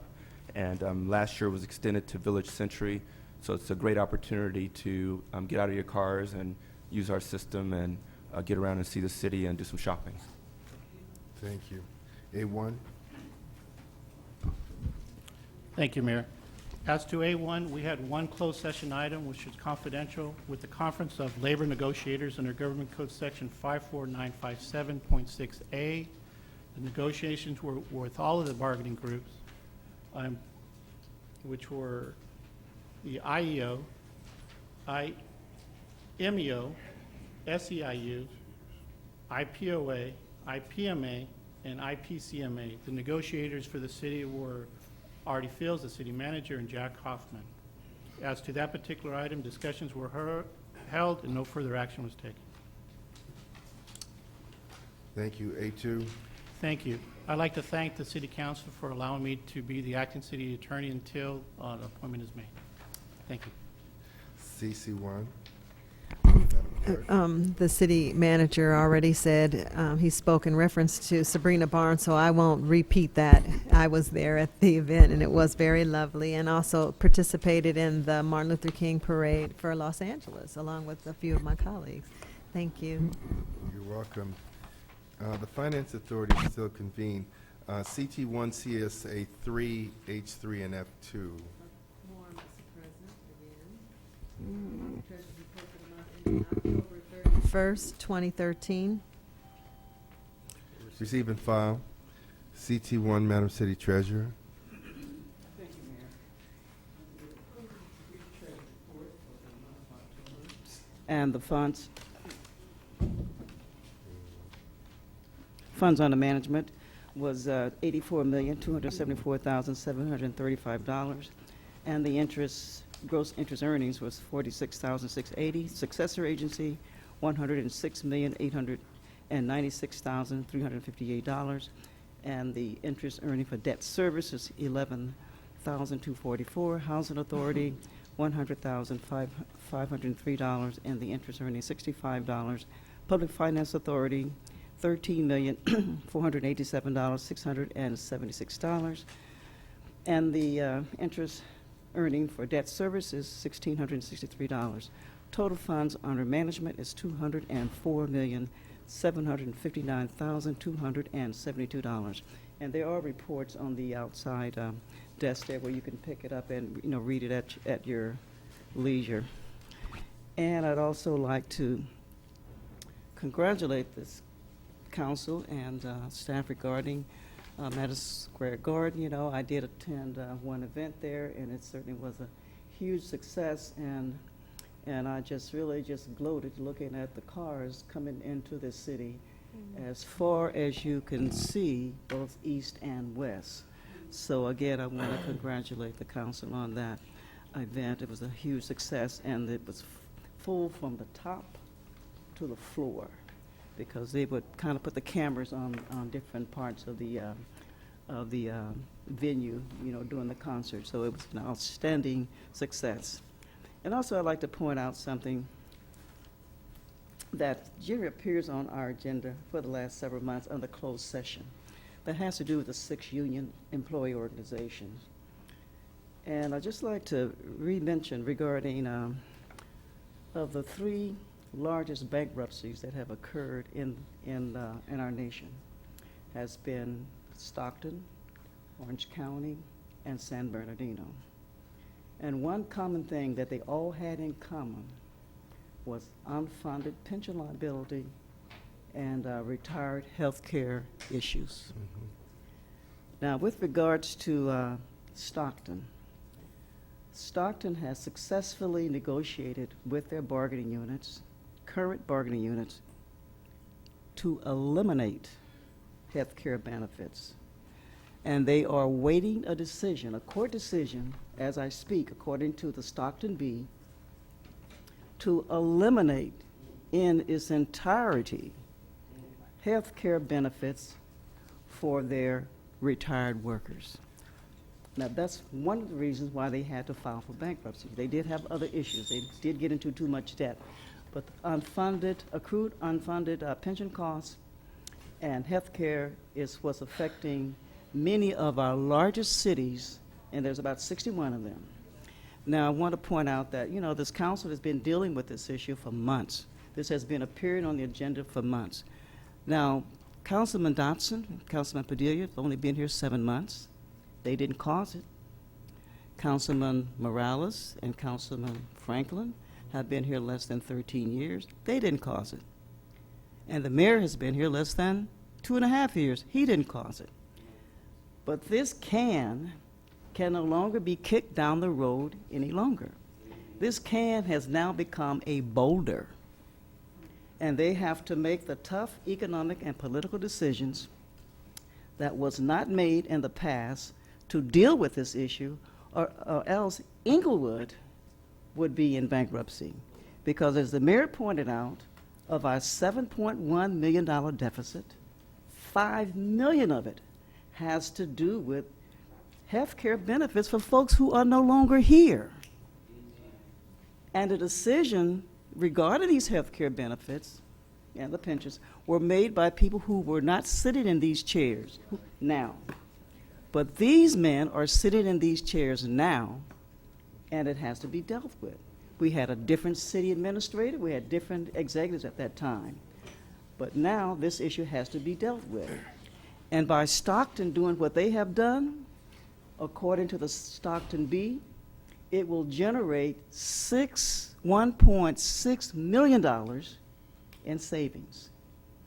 When Orange County negotiated with their bargaining units, it reduced their unfunded accrued pension costs by 71%. Are we talking about $1 billion? So in essence, it reduced their contributions by $100 million. That's why they were able to recover. And this is one of the most important financial issues that this council is currently dealing with. And it's much better to deal with the bargaining units as opposed to filing bankruptcy. When the city of Vallejo filed bankruptcy, I know they regret it because it has cost them over $10 million. Bankruptcy is very, very expensive. So if you're able to deal with the bargaining units, it would be substantial savings, and it's better. So I just want to really point that out, because when this mayor took over the city, we had something like an $18.6 million deficit. We were headed down a hill with 4 wheels, but the bolts were loose in at least 2 of them. We would have certainly been in bankruptcy because the liability for the retired folks was still happening. That was not going away. So, I certainly want to commend them for dealing with what they're dealing with now. And they're making the tough economic and political decisions that should have been made years ago. And it has to be done. And the employees who have left, many of them left on their own, in order to protect their health care benefit. No one shoved them in the elevator and they went out of, they left, but they left on their own.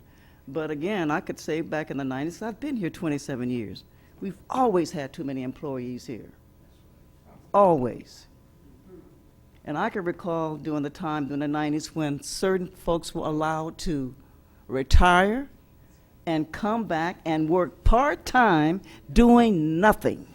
Because I went by the office and saw nothing on their desk but their telephone and their feet. So, these men are to be congratulated, for taking the strong stance that we have to do. And again, of the 61 largest cities in the nation, many of them are in trouble. Stockton's bonds are rated CAA, which is the worst rating that any municipality can have. They are beyond junk. So I just want to point that out, they're dealing with some very tough issues. And accrued unfunded pension liability and health care benefits is really is the common thread in all of these other cities. And they're all struggling. I conclude my remarks. Thank you. I've got to say we can't applaud, folks, but I would tell you that's the best ever, Wanda. That was good. Thank you. Will any persons wishing to address City Council on any matter connected with city business not elsewhere considered do so at this time? Mr. Mayor, Council, my name is Joseph Texer. It's fascinating how the mayor gets clock blind when people are saying what he wants them to say. I want to point out some of the ways that IPD and this mayor hide serious police misconduct. In a council meeting in October of 2012, I tried to play a recording of an IPD officer making excuses for not investigating an attempted murder. For example, he told me that if my neighbor's son was shot at, there must have been a good reason. Mayor Butts tried to hide this from the public by ordering the sergeant-at-arms at the time to stop me from playing the tape. So the officer grabbed my hand and tried to wrestle the tape recorder out of my hand. He assaulted me. So we see that IPD and this mayor illegally use force to hide police misconduct. So I tried to file a complaint of assault, of a criminal act against the officer, but IPD repeatedly refused to accept it, saying that I couldn't complain to IPD about being assaulted by an officer or by the mayor abetting that assault, that I needed to get a lawyer and sue the city, which is false. So I contacted the district attorney. They told me that IPD lied to me, that they had to accept the complaint. So I went back and had the watch commander accept the complaint. But no one has contacted me about that complaint in more than a year. So we see that IPD also hides police misconduct by refusing to accept complaints about officers and then ignores the complaints once they've been filed. Also, in a meeting last January, a year ago, the mayor tried to keep me from playing tapes of IPD misconduct by violating the law and my civil rights by having the sergeant of arms illegally detain me outside, taking me from this podium, even though I had 30 seconds left. Everybody saw I had 30 seconds left, but the mayor lied to the public, saying I was out of time. So I filed a complaint with IPD, but I heard nothing from IPD for months until IPD's Lieutenant David Salcido contacted me in a meeting and admitted that he had deliberately delayed investigating my complaint, but now he wanted to talk to me.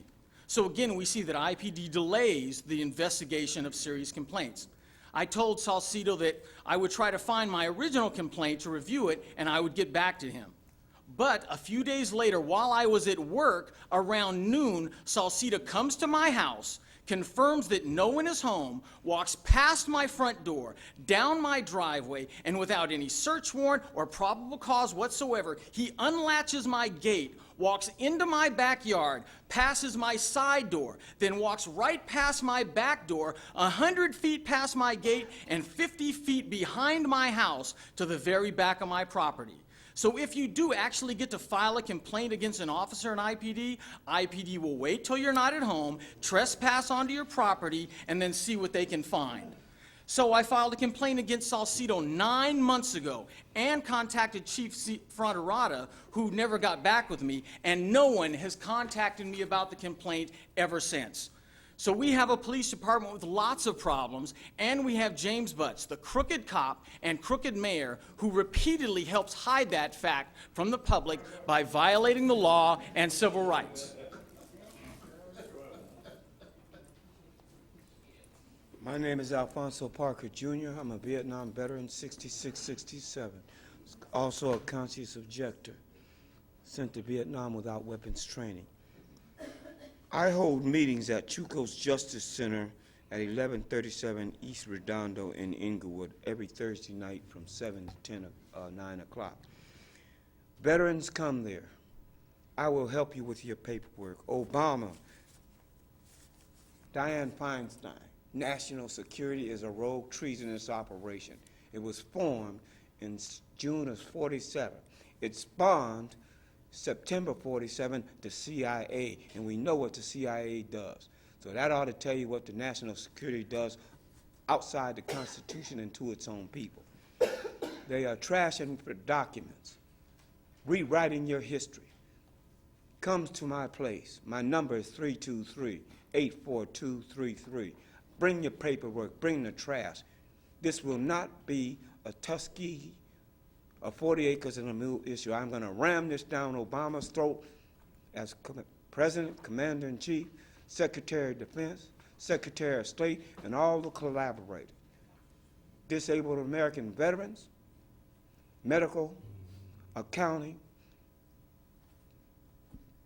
as well as you people that have ever been vetted If you've ever been vetted by the United States Air Force classified procedures, you're in violation of your security clearance if you looked at any of these trash records and did not immediately confiscate them and report them to the nearest United States Air Force center. You maintain custody of those documents until you're relieved.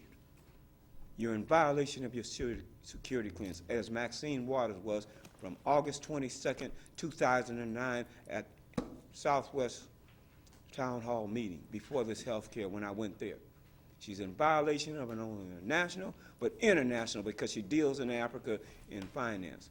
And she hit the ground at the grassroots level here in 1960, doing civil rights in the Vietnam War. I'm going to ram this down your throat. You're killing us, and each time one of us dies, you steal child support, you steal spousal support. This is money that should have been in Inglewood a long time ago. You're talking about your budget, don't have money. You got money up to yang yang. I'm coming after you, and I'm not scared of it. By the way, Homeland Security visited me August 22nd, 2013, right out here halfway through the meeting. I think that was about the last meeting we had at 7 o'clock before the election. They paid me a visit. I'm not going nowhere. And if you ever have a degree from Lawrence Donner University in Wisconsin, I think it is, where you took a Navy Marine Corps program as G7, G12, G5, you are in treason, espionage, racketeering, and homeland. You're the worst terrorist that ever walked this country. Any of you that have a security clearance and touch these records. Okay.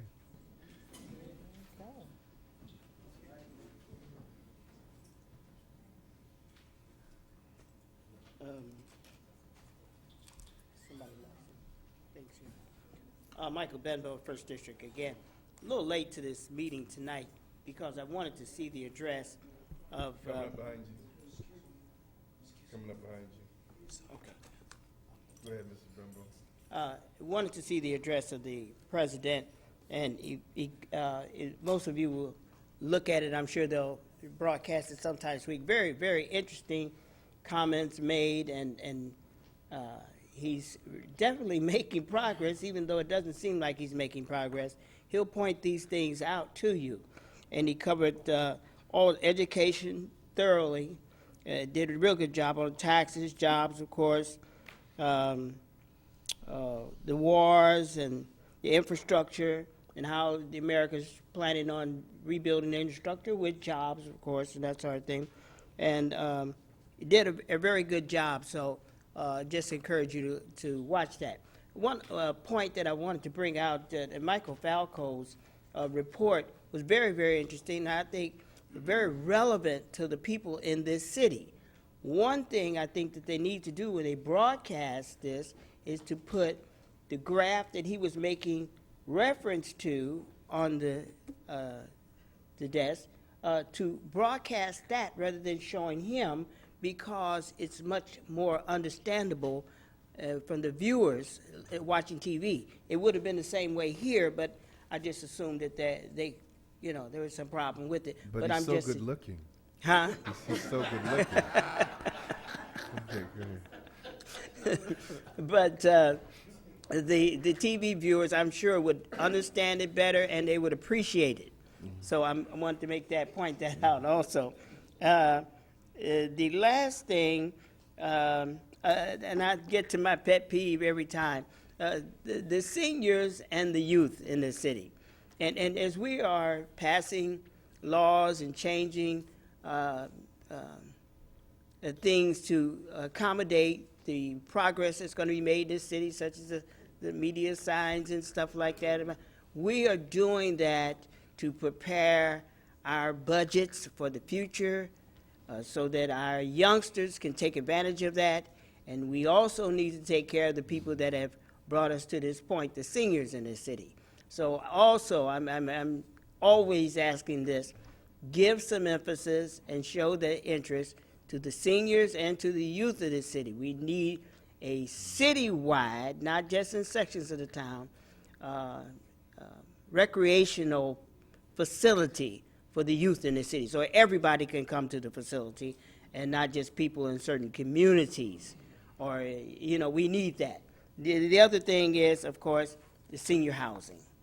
So thank you very much. Have a good week. Thank you, Mr. Bimbo.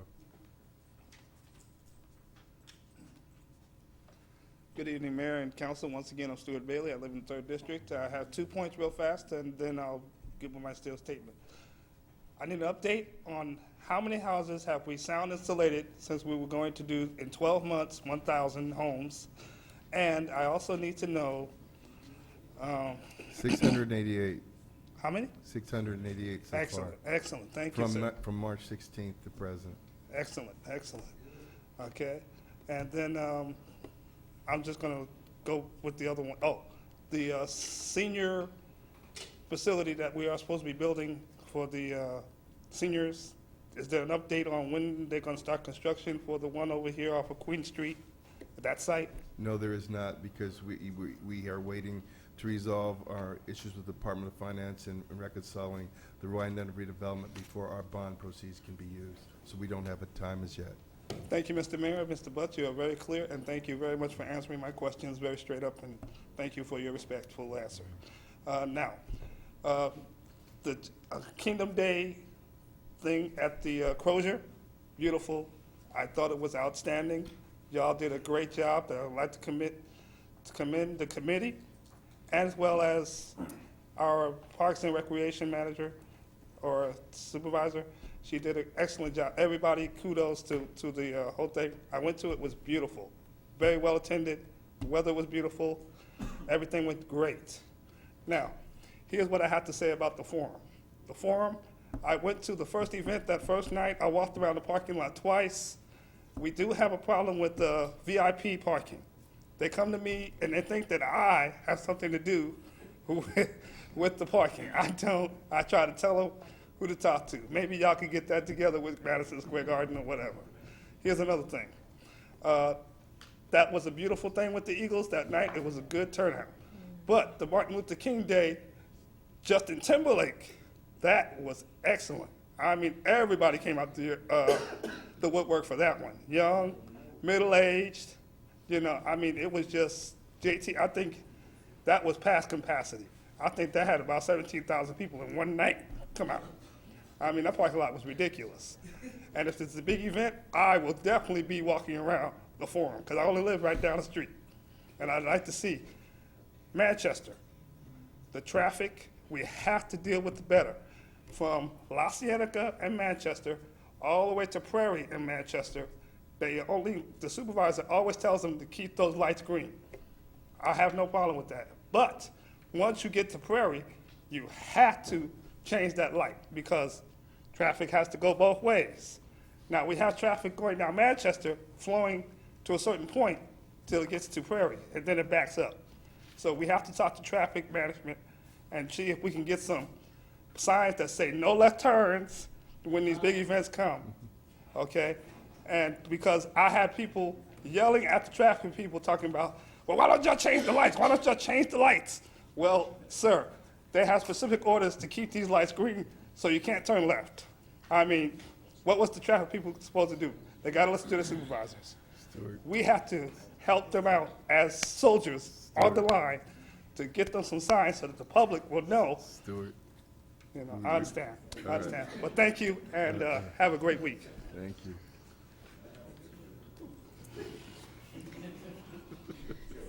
Good evening, Mayor and Council and staff. My name is Juanita Withrow, District 2. I'd like to speak up for the library in our city, our beautiful library, who is doing some really wonderful program.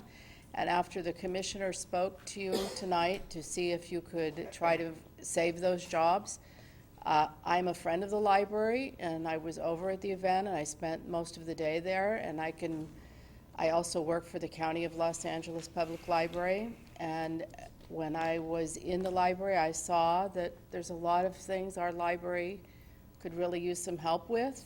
I hope that you will revisit trying to fund those positions. I was disappointed that you did not discuss it, but you did find a conversation and funding for the city attorneys and the police. There's always police and crime and everything, and I know that that is necessary, but I'm very disappointed that we don't put our money at the front end in our library, in the new teen center.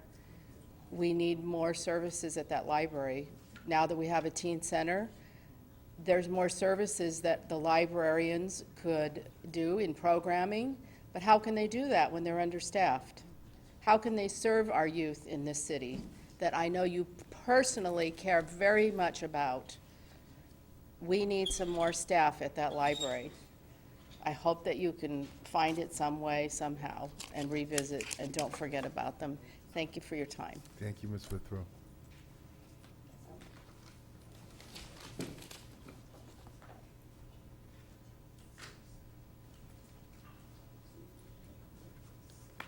Roy Fisher, the First District. A couple of things I want to bring to your attention that concern me. The first thing was that we lost another youth on Wednesday at some 3 or 3:30 in the afternoon at Juniper and La Brea.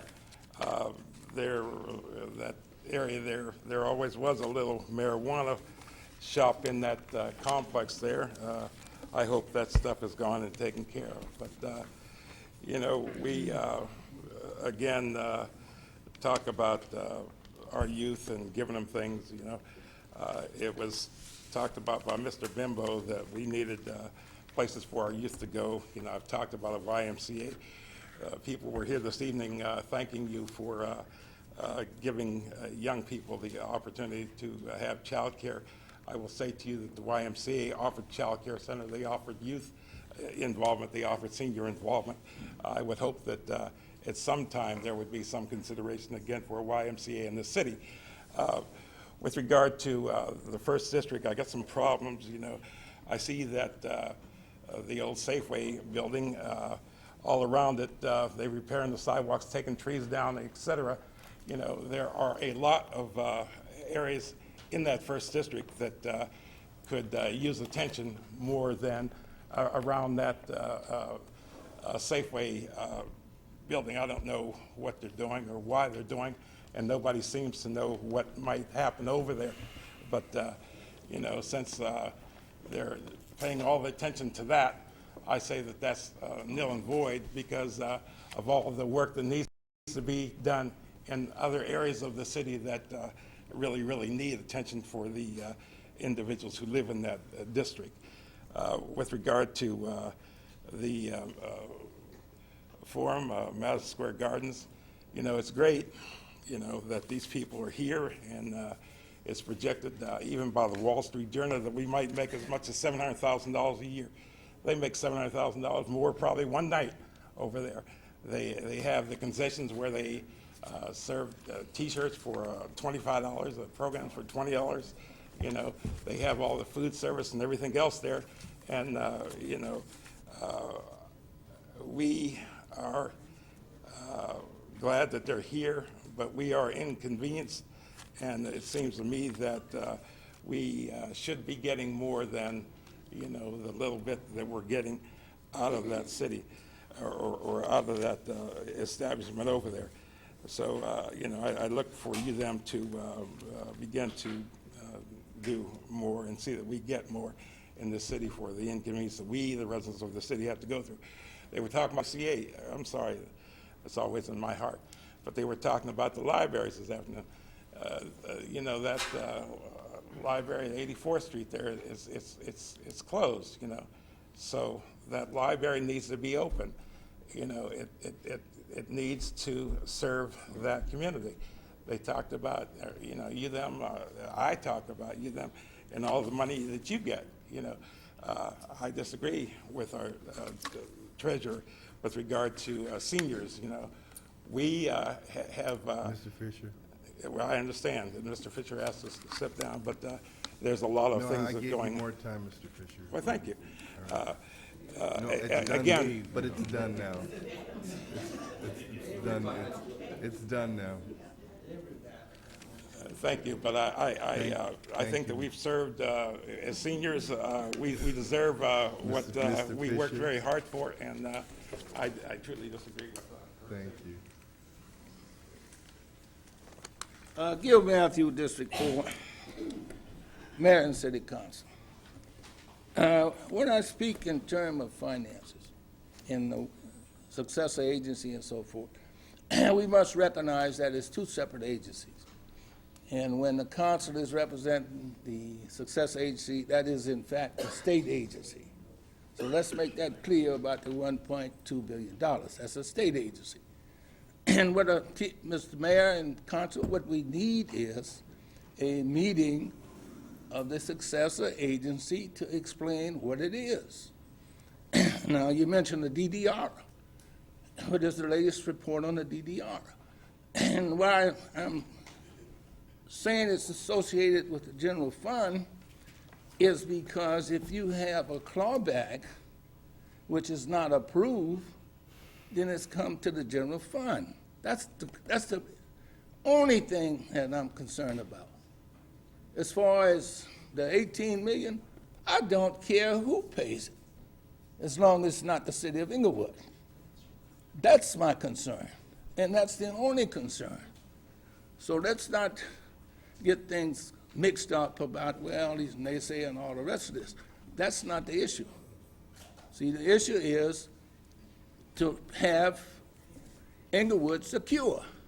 I'm not going anywhere. I live here. I've been here over 50 years. So I've been here before this city hall was even built. Okay? So I'm committed. Now, I want to close this meeting in memory of Amira Baraka. He is the father of the radio personality Dominique DePrima of KJLH. And she's a radio personality in Inglewood, and she's been very positive on Inglewood. And she is the moderator on KJLH, which is right on the Brea. She's been promoting Inglewood for years. Now, on the financial report, we need the fourth quarter report. There's no way you can reconcile your statements with cash. And we're going to get more money in the general fund. But put the property transfer tax on the agenda. That's extra revenue. A lot of properties are going to be for sale. And I hope we involve local realtors in the sale of those properties. They should be involved. Thank you.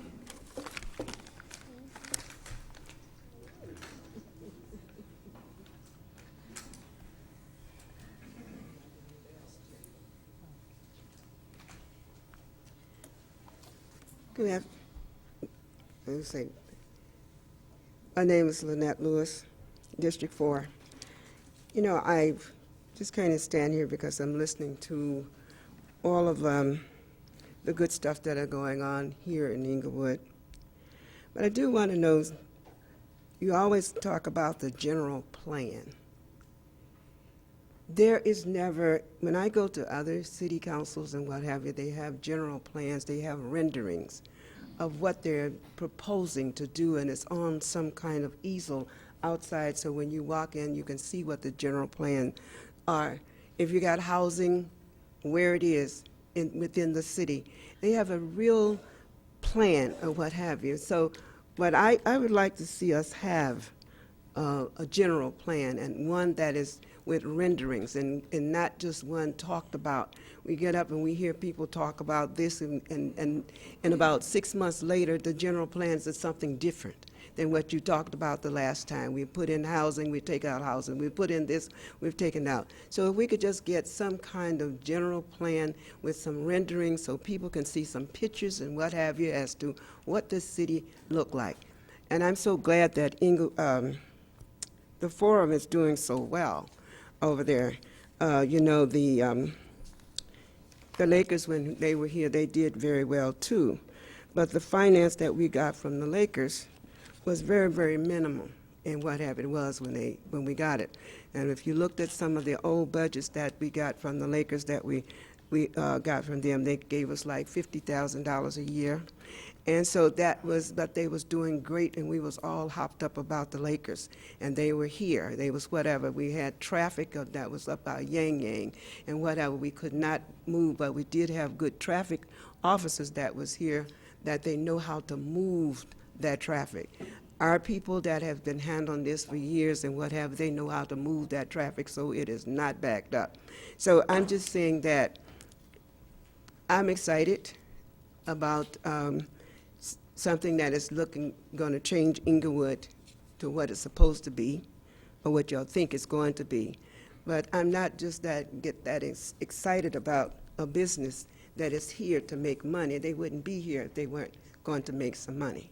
And so therefore, it's how much that they're going to make and how much we're going to get out of that and what have you. If anything, if we have signed an agreement that we're only going to get $250,000 out of that, that's not a lot of money.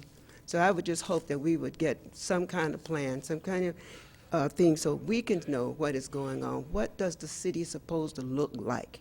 Thank you.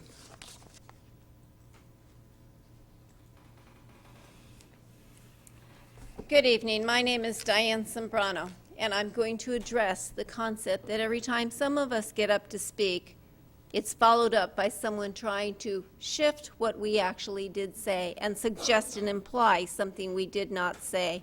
At no point in time did I suggest that Mr. Franklin's home was going to be taken over. At no point in time did I suggest that the city was going to buy up those properties and do something with it. However, you will notice that Mr. Rod Wright did suggest that he was going to put a bill before Sacramento for eminent domain to be renewed. Now, he may not have actually succeeded in doing that, but that would have, in fact, enabled that possibility. So the possibility would then have been available, even though I did not allude to it, as was suggested by a member of this council. I will also point out that I may be the only person in the city who actually personally owns every one of the housing elements dating back to the pretty bright orange-colored ones from the 1970s. It is Diane Sembrano who wrote the state to let the state know that the city of Inglewood had failed to do that, to do the 5-year update plan. So for you to suggest that I don't know what the housing element, not quite. I do want to thank Ms. Brown for pointing out how long it has been an issue that we've made to these negotiations that were a disaster. As a matter of fact, it was Diane Sembrano, Paul Alkels, Marilyn DeRoe, Gil Matthew, and Leroy Fisher who originally said they were foolish plans. That if, in fact, you did that, you would put this city in a mess. Voila! Happened. Maybe if you had played the people there, paid attention to the naysayers, you wouldn't have the situation that you have today. But most people on that side of the dais like to bash us because they think it makes us look foolish. In reality, so far, did you notice Mr. Brown mentioned, what was it, the drought? How long have I been talking about the drought? Nice of him to notice. We're not stupid just because we're on this side of the dais, as some of you intend to suggest or imply. I will point out that following the directions of Mark Weinberg and Mark Weinberg's actions in San Bernardino did cause a small bankruptcy issue there. So perhaps you ought not follow his directions, even though some are absolutely impressed with every word out of his mouth. Didn't do San Bernardino too much good. Oh, and the town in Washington, 24 whole employees. Feel free to look it up on the internet.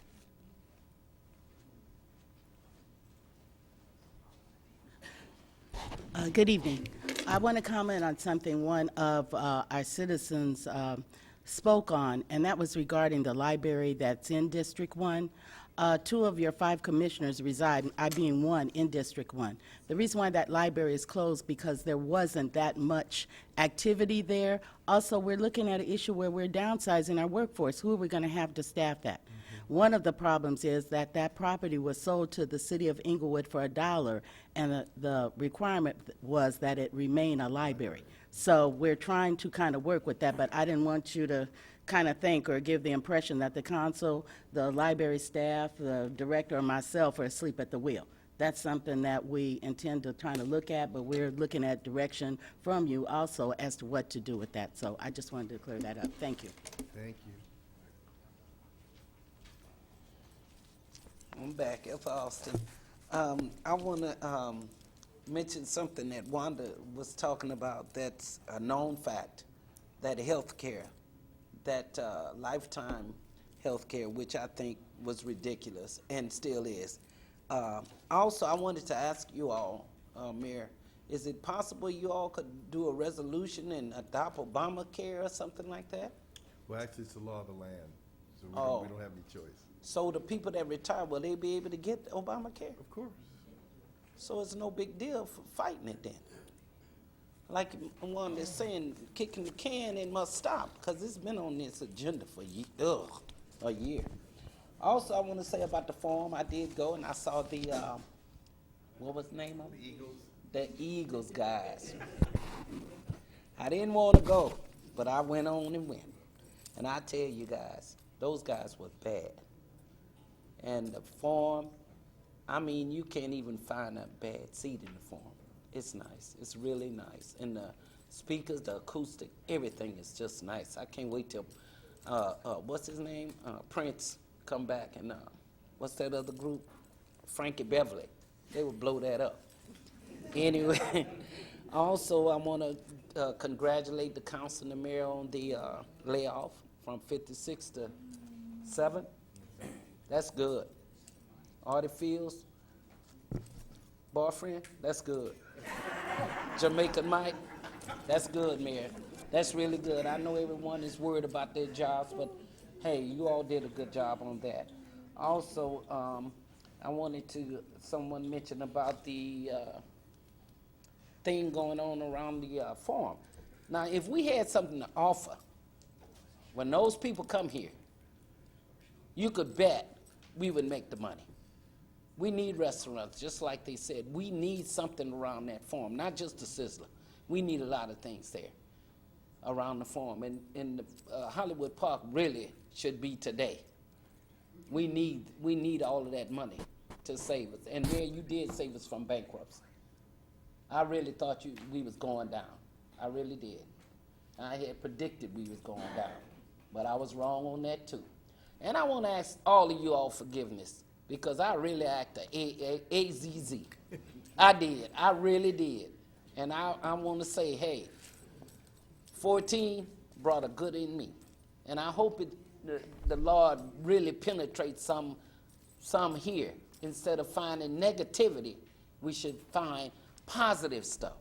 People want to hear the positive stuff. Just like we go in stores, they say, oh, where you been? Why you haven't been to council meeting? You know what I said? Because it's boring. It's the same thing. Everybody's saying, complaining, and they don't see what's happening, the good part of the city. And it's time for us to stop doing it, really. Because a lot of times the people don't even know what you're saying.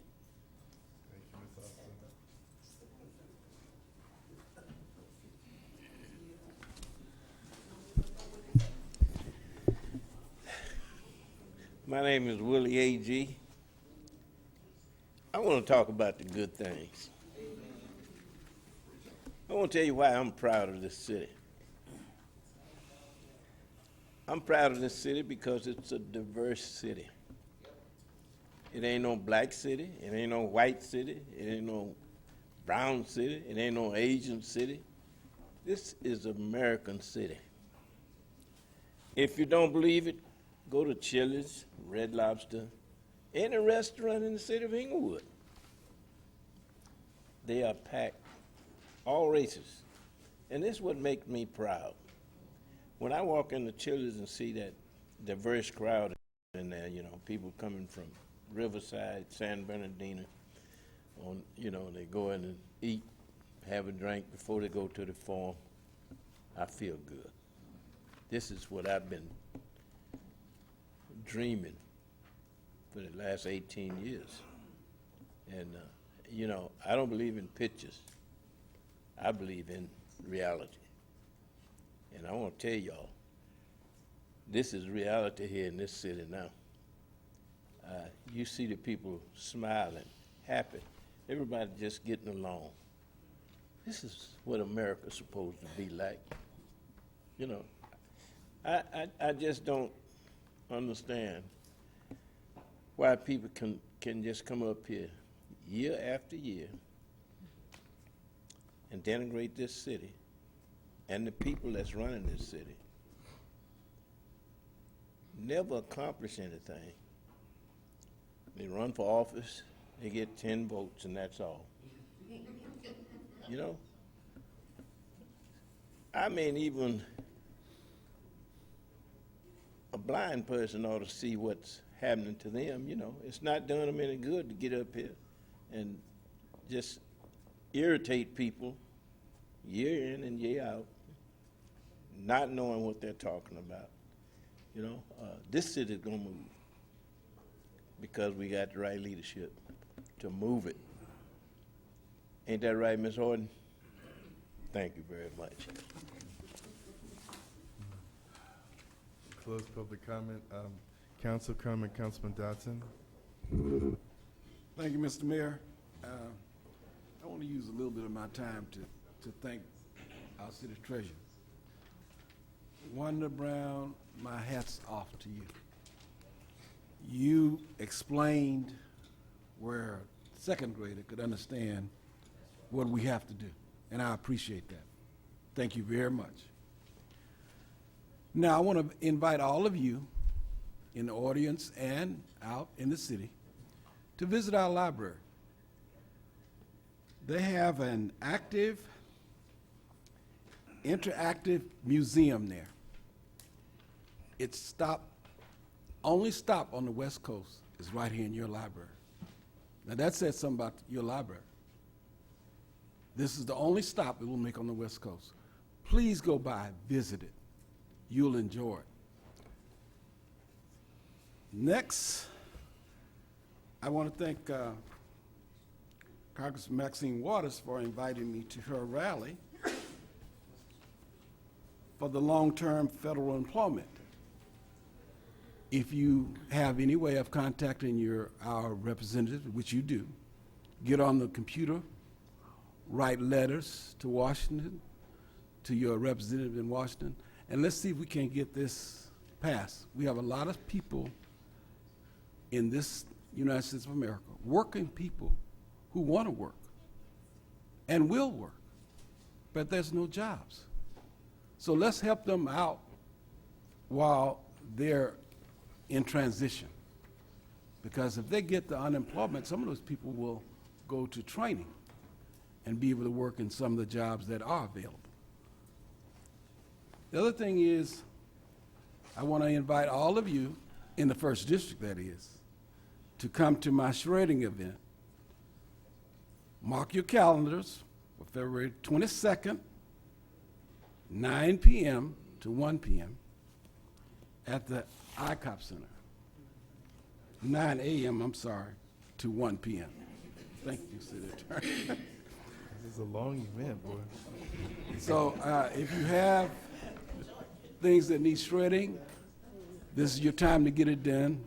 Come out and visit with my commissioners. They will be there as well as myself. So I thank you very much. I thank you all for coming out. We do listen, but remember, we are doing what we have to do. And there's nobody up here serving a purpose for himself. We're here working for the city, and that's what we're going to do. And thank you very much for coming out. Councilman Padilla. Thank you, Mayor. Want to just give a special thanks to Linda Tatum and her staff, especially to Mindy Wilcox, who was sitting over here for a couple of these staff reports today that were very thorough. And we talk about being proud of all our city staff, and that's an example of the workforce that we have here in the city of Inglewood. Today we had to passed the tough decision on this workforce reduction plan. And I gotta tell you, that's something that has been on all of our minds for a long time. So discussions that we've had and some soul searching that we've each had to do. And I gotta tell you, these decisions were not easy by any stretch of the imagination.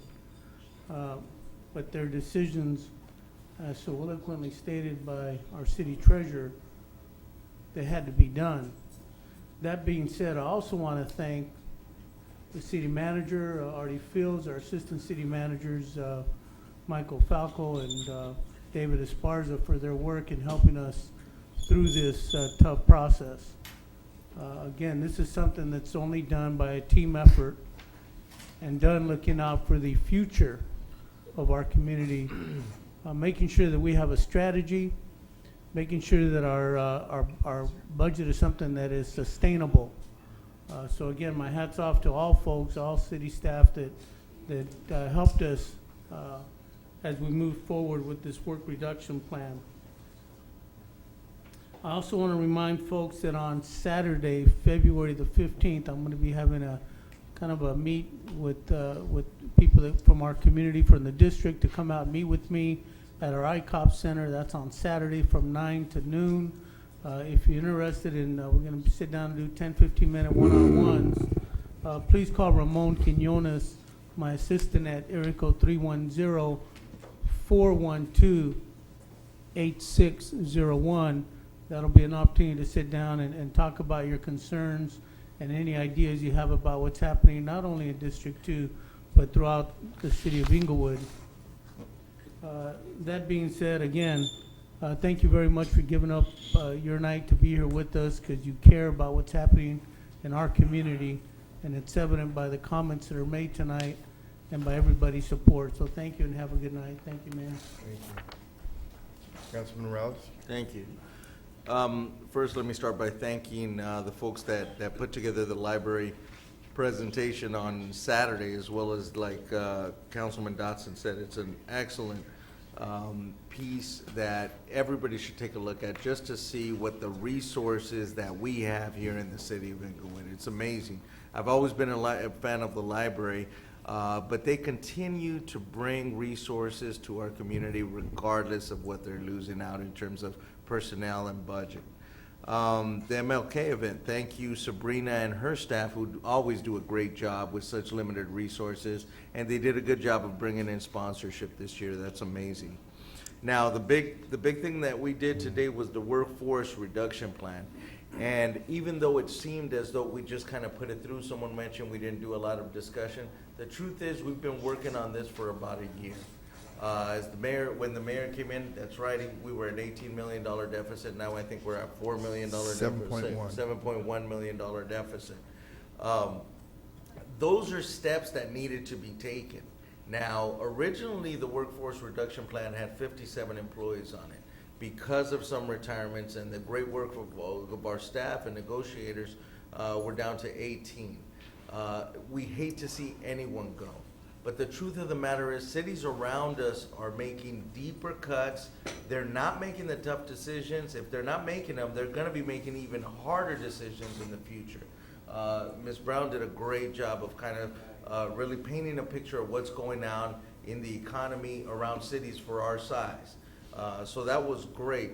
I'd like to take the time to thank Artie Fields, his staff, Mr. Falco. You just, amazing job helping us put all the numbers together and advising us as well. Mr. David Sparza, Jack Hoffman, Jose Cortez, that's your last name, right? Yes. Yeah. Thank you guys for everything. So that was a big step we took. It's actually progress that is being made. So we look forward to a better year this year. I just want to point out one other thing. Thank the chief of police who has been dealing with some significant issues around the city and has done an excellent job of really trying to respond with all the resources he does have. He's doing a great job, and the community knows it. So I just wanted to point that out for Chief Ranarada. Other than that, thank you very much for coming out. Councilman Franklin? Yes, thank you, Mayor. I also want to acknowledge the Martin Luther King event. and all those that was involved. No one said anything about the participants, and I thought the kids were stunning with their speeches and their content. But we'd be remiss if we didn't recognize those that was behind the kids, and that's the parents and the teachers and the faculty that made it happen. And then thanking the staff for being able to staff both in the Inglewood Unified School District as well as the Parks and Recreation Department, and then the volunteers that's on the Martin Luther King Committee, who's been on there for many years, and this was even one of the better ones. I've even went to the festival portion, which I enjoyed immensely. In fact, the food trucks were popular, and I participated in them, so it was outstanding. I also want to acknowledge, I was not able to make it to the library event because the District 4 had our first town hall meeting for the year, and it was titled Moving Our Economy Forward.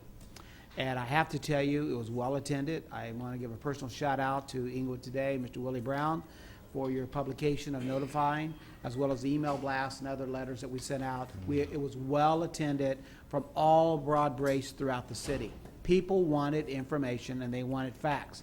And so when I did the talking points, I alluded that I normally do my District 4 state of the district address, but this time, because we had such key presenters that had the information firsthand, I wanted to make sure we reached out to them.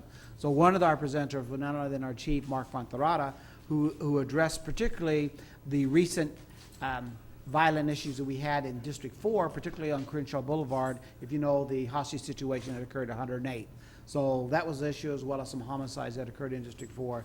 But then he also gave us an insight about the red flex cameras, which keeps coming up by the community. So in that meeting, it was announced that as of Thursday, January the 16th, the contract has expired, and this council is working with the chief on no longer enforcing that agreement. So I thought you'd like to hear about that as well. For those that also was there, we talked about the capital improvement projects in District 4, and we had Louis Atwell from the Public Works Department. And for the gentleman that spoke earlier regarding half of his street is gray and the other half street is black, I want you to know that our director, Louis Atwell, has pledged to find that money to get these streets completely paved in one solid color. So that resolves that issue, as well as some other capital improvement projects throughout the district. Then I also want to thank Gloria Gray from West Basin Municipal Water District, who recognized our distinguished city manager, Artie Fields, working with his staff on drought-tolerant plants being planted throughout the city properties, and has come up with other economic means for the city to save money. Moving rapidly, we also had Gerald McCollum from Hollywood Park Tomorrow, who talked about local hiring and their mixed-use project. We had Mike Harrell from the Southern California Gas Company, who talked about gas meter readings can now, when they be installed in the faces of these meters, that they would no longer have to come to your house to do the reading. They can do it from their offices. And finally, we concluded with Sid Greenfield and Jason Lombard of the Madison Square Gardens, and we talked about the forum, and it was outstanding. Again, they stressed the same thing, local hiring, boosting our economy, and everyone have a blessed night. Thank you. First, I want to thank Deputy Mayor Wanda Brown for her excellent presentation on retiree health. It was outstanding. And let me tell you something that, you know, employees unfortunately were led to believe that this was some type of promise that was never funded. And so they come to believe and depend upon it. And so it's caused a lot of angst. And the council is attempting to fashion a way that we can give the employees something that ends in a stipend for them, but it can't be anything as generous as $2,000 a month at its max. Right now, for some employees, we basically guarantee them that if you are here for 20 years and retire, that we will buy you a $350,000 house for over the next 30 years. That's what it amounts to, with increases in medical costs. It's totally uncapped. It's totally untenable. But that being said, it's going to cost us something to try and be fair, and so we're going to try and spread this solution out over a number of years, but that dramatically slashes our unfunded liability. And we have a commitment to our employees, but our bigger commitment is to the people that pay the bills. We must assist our chief of police. While we have given him the authorization to hire to strength, it takes a while to hire police officers. We have the backbone for a wireless camera system in place. I'm going to ask the city manager to have the chief prepare a staff report so that in the very near future that we can allocate up to $1.5 million to finish that build out of these wireless cameras that we'll place all over the city, because a number of the incidents that have happened would have been captured had they been in place, and that's something we can't afford to wait for.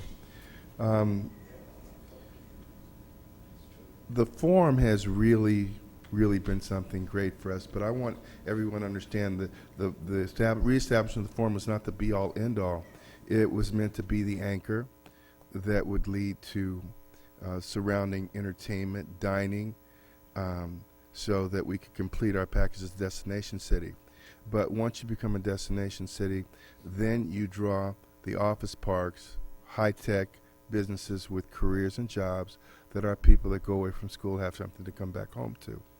But I've heard some people make fun of the jobs that are offered at the forum. You know, everyone's not ready to take a job in aerospace.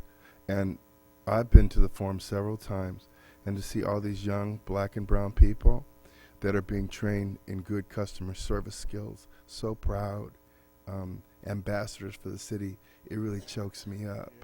Because from these jobs, they'll go to better jobs. These jobs represent hope. And so anyone that's ever made fun of a job opportunity, I don't know what's wrong with you, because I'm proud to see these young people proud of themselves. Businesses. The Hollywood Park Tomorrow project is going to break ground on February 6th. They have already had their bidders meetings. They're ready to break ground and start their project. That's fantastic for our city. Even now, the businesses on the arterials coming into town, they sell out of food. Our Roscoe's Chicken and Waffles is standing room only. Truxton's in Los Angeles, they're standing room only.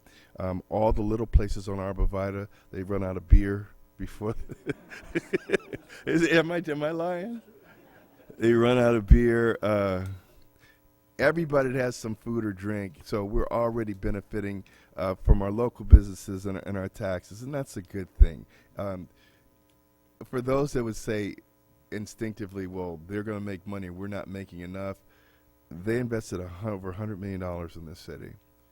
And they have, in our agreement, we have a 3-year smoothing where we have to make at least $625,000 a year, average out over 3 years' time. And if not, they will kick in towards us. We have an excellent agreement with them, but we expect to make much more than that. I received a call today, and the first High Holy Dalai Lama is coming to Southern California in late February. And he was going to the Staples Centers, but he's coming to the forum.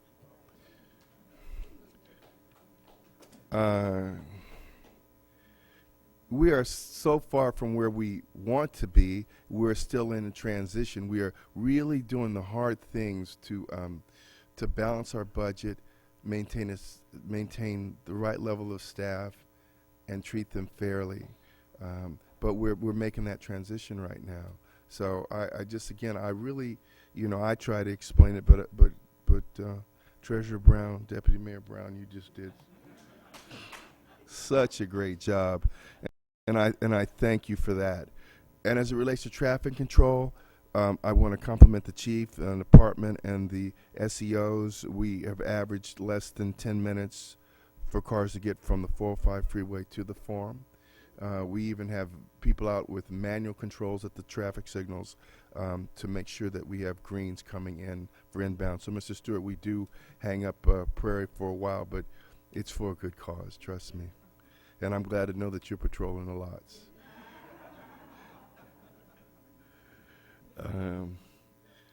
I want to close the meeting in honor of, I think he said Mira LaRocca, Dominic DePrima's Nero Rocca, Dominic DePrima's father, and also in honor of Ms. Horton's neighbor, Lily Anderson, who was 101 years old, and Daniel Thompson, father of a former print shop manager, Kevin Thompson, who just retired. And I want to thank all of you for your patience. We're not where we need to be, but we're definitely a lot further than we were. And we're adjourned.